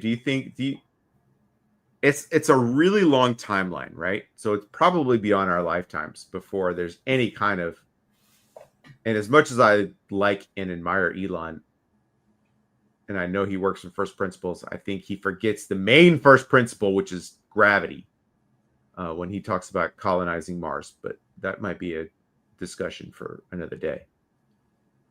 I could tell you all the reasons he's wrong about that, if you care to hear. Not at 1:19 in the morning. All right. Well, That I might can tell you definitely- what's a better time for it. Better time for it is when I actually have brain capacity to process it because I'm starting to nod off. Well, get some milk, bro. When are you playing some games? When are you playing some games? I gotta figure out which ones I want to play. I downloaded a few. I gotta figure out which ones I want to play. I gotta start a new channel and start streaming them. You checked out that Game Pass? I did, and I'm thinking about doing MLB The Show and doing a whole fucking baseball season. Ooh. That's what I'm thinking about. I haven't played this show in years. Neither have a decade. I. Matt Money says Steven. Yeah, because Matt, What do you want, Matt? I am playing GTA 6 with you when it comes out. It's not going to be out till next year, though. Rambler says, might as well get rid of my 3090, 3070. Well, what is it? Do you have a 3090 or a 3070?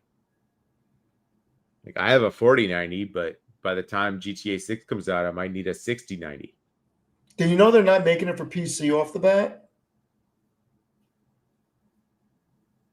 I'm so annoyed. It's only for PlayStation and Xbox. They are. They're just not going to release it. Yeah, it's not going to be released for a little bit. It's crazy. I may have to They're get another developing computer. it. I guarantee you they're developing it because they're developing it on PCs. Right. I may have to get a new computer for this. They have to make a PC. No, you just compile it for a different processor and different hardware. Like the code is still essentially the same. You actually, for PC, you have to optimize it less. Like it's easier to make for PC.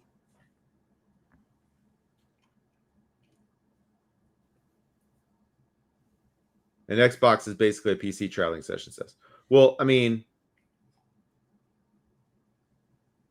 an Xbox is like you rip out all the stuff that makes a PC and you only optimize it to run the games, and the OS is minimalized to just be in the background and handle the networking and actually operating the components of the computer.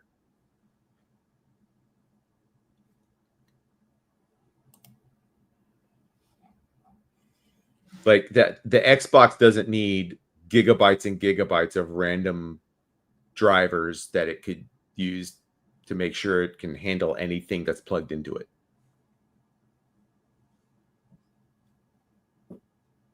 That's the amazing thing, by the way. If we rewind like 15 years, Steve, that's the amazing thing to me about Windows overall. Is yes, Apple has the better performing hardware, but Windows works with everything.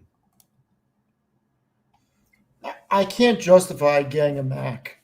I just can't do it.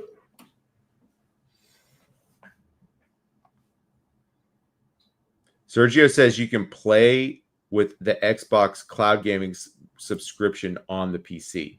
Yeah, but is GTA going to be in the subscription is the question.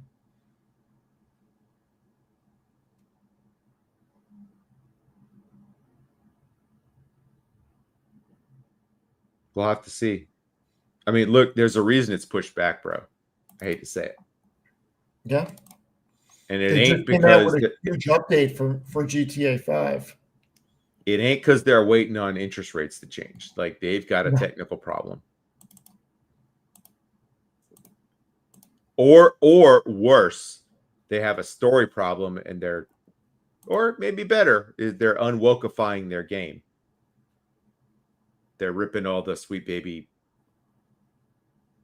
out of it. Or they're figuring out ways to make it even better.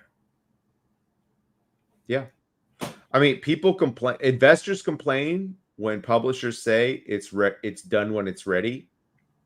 Investors complain a lot. But gamers benefit. It's going to be the most epic freaking game. Sergio, I showed him the Xbox Game Pass on, what was it, Thursday night? Yep. He'd never seen it before. Never seen it before.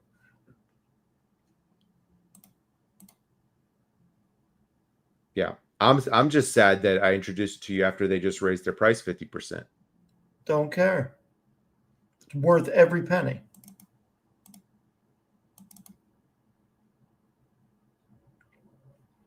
New Call of Duty? I never liked the Call of Duty games. I never got into them. Not my thing. The only like really FPS I did extensively on Xbox was Destiny and Destiny 2, because Bungie knows how to make. What a great studio Bungie was. They know how to make it feel so good, but the actual gaming of Destiny was just problematic, and they never made it any better. Apple, what's the Apple Shock? The Apple Shock. Yeah, Dito might not anymore. Oh, they want me to go on a fucking tangent again, is what they want.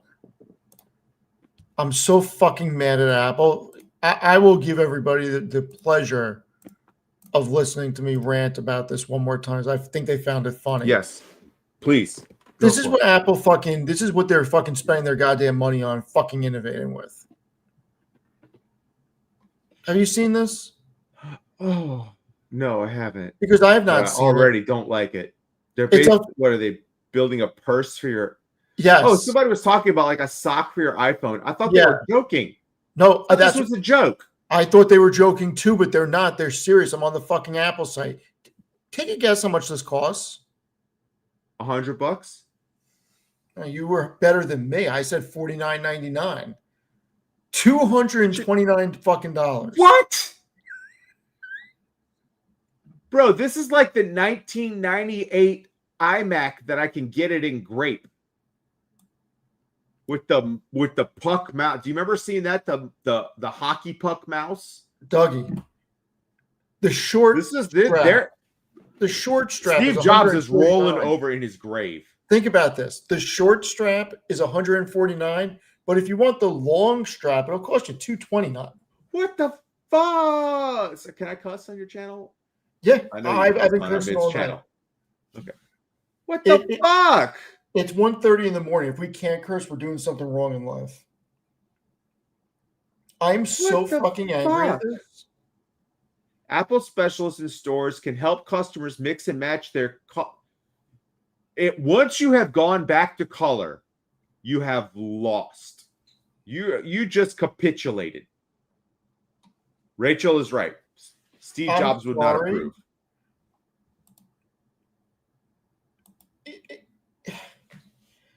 Bro, hey, Steve, I can 3D print that crap out of TPU and I can sell them for $30 in any color you want.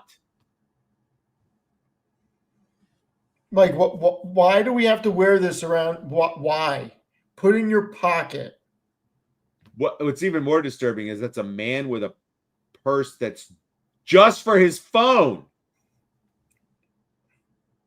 How about this? I'm okay with a guy wearing a freaking fanny pack over this. Yes, I would rather see a man with a fanny pack and his phone in his fanny pack. Because you know what? A fanny pack is actually freaking And useful. sandals with his Tevas or socks with his Tevas. Like, a fanny pack is actually fucking useful, so you get a pass on that. This is bullshit. Yeah, this is bullshit. This is fucking bullshit. Like, I'm so fucking annoyed at this. Other Keanu tech Reeves companies is are my coming out Jesus. with real Is tech. that true? Is that true? What Keanu Reeves says? It's the same What? designer as the Steve Jobs turtlenecks. I have no idea. But no, this is the Apple website. That is a disgrace. The fact So they have spent a nickel on this that they did not spend on improving Siri. right.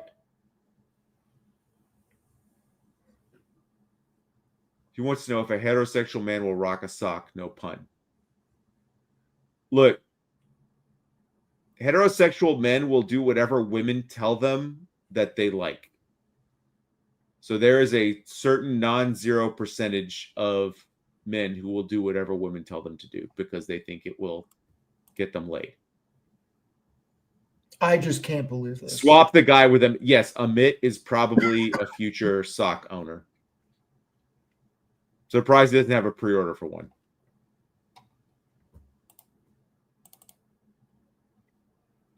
Put the sock on the doorknob. That is the most heterosexual thing about that sock. You're right. The fact that they did not fucking pump $1 into Siri, but they're doing this. Come on. They've lost, bro. They have lost the AI. They have so lost. They have, Tim Cook is cooked. all right. Now, And the world is moving away. The world is moving away from his strength too, which is, international supply chains. And DJT and all the buddies have said, nope, move it all on shore. Well, we don't need a giant expertise in international logistics to run the company if we have to move everything onshore. So people are now asking what my favorite color is. I'm not telling you. You're not sending me one. And I know that you guys watch Amit also. Do not get him to get one of these because I'm going out to dinner with him in a couple of weeks. And if he fucking has one of these, I'm going to take it and I'm going to throw it in the fucking trash.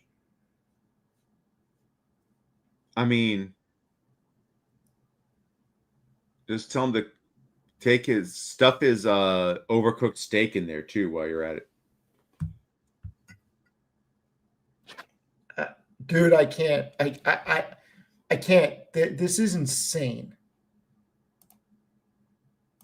Rambler, I'm 100% telling Amit. Why? The kid needs some excitement in his life.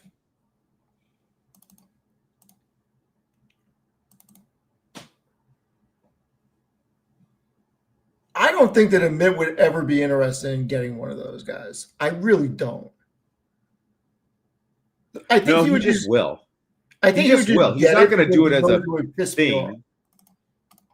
Yeah. He would 100% do it if he knew it would piss you off. 100%.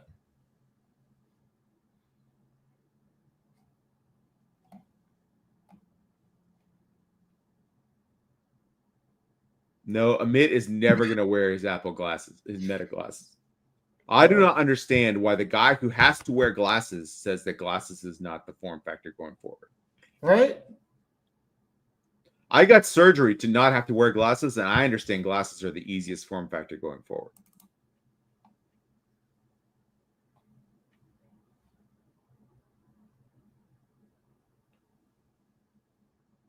Spencer, receipts or it ain't true. We need to see the receipts. Looks like a Borat swimsuit. Craziness. Yes, All 100% right. Rambler. 100% Rambler. They're going to have people showing up at the Met Gala wearing these things. Oh, yeah. No Apple question is going to about it. pay people to wear this. 100%. The G-string for your phone. When can you get the tramp stamp for it? That's the real question. That's their next iteration. I guarantee you. Don't They're even going to give have like Apple little bling ideas. and designs and stuff to put on it. These motherfuckers. And All right. they didn't have to pay a single solitary nickel for technological development for it. This is legit crazy. Why is Matt Money not on stream? He's in the middle of something.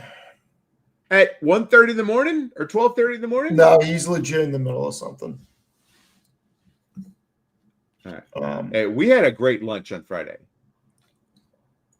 We went to a place called The Rustic. I had never been there before. It was at the George R. Brown Convention Center. I got a little jealous after seeing the picture. And so we had lunch, and then we took a little walk, and then we found a really nice park, sat down and had a cigar. Yep. Yeah. And I mean, I just got to tell you, Steve, I don't know what your weather in New York is, but it was like 75, sunny, low humidity. It was a perfect freaking day. Yeah, it was. All I was thinking is, if you ever want to get a little break, come visit your boys in Houston. We'll have It's a nice little weather cold. all winter long. It's a little cold here. A little cold. Like you could leave on a Friday, come hang out. How long of a Yo flight would is show it? you a good time. Probably 4 hours, probably ish. Yeah, we'll try to figure something out.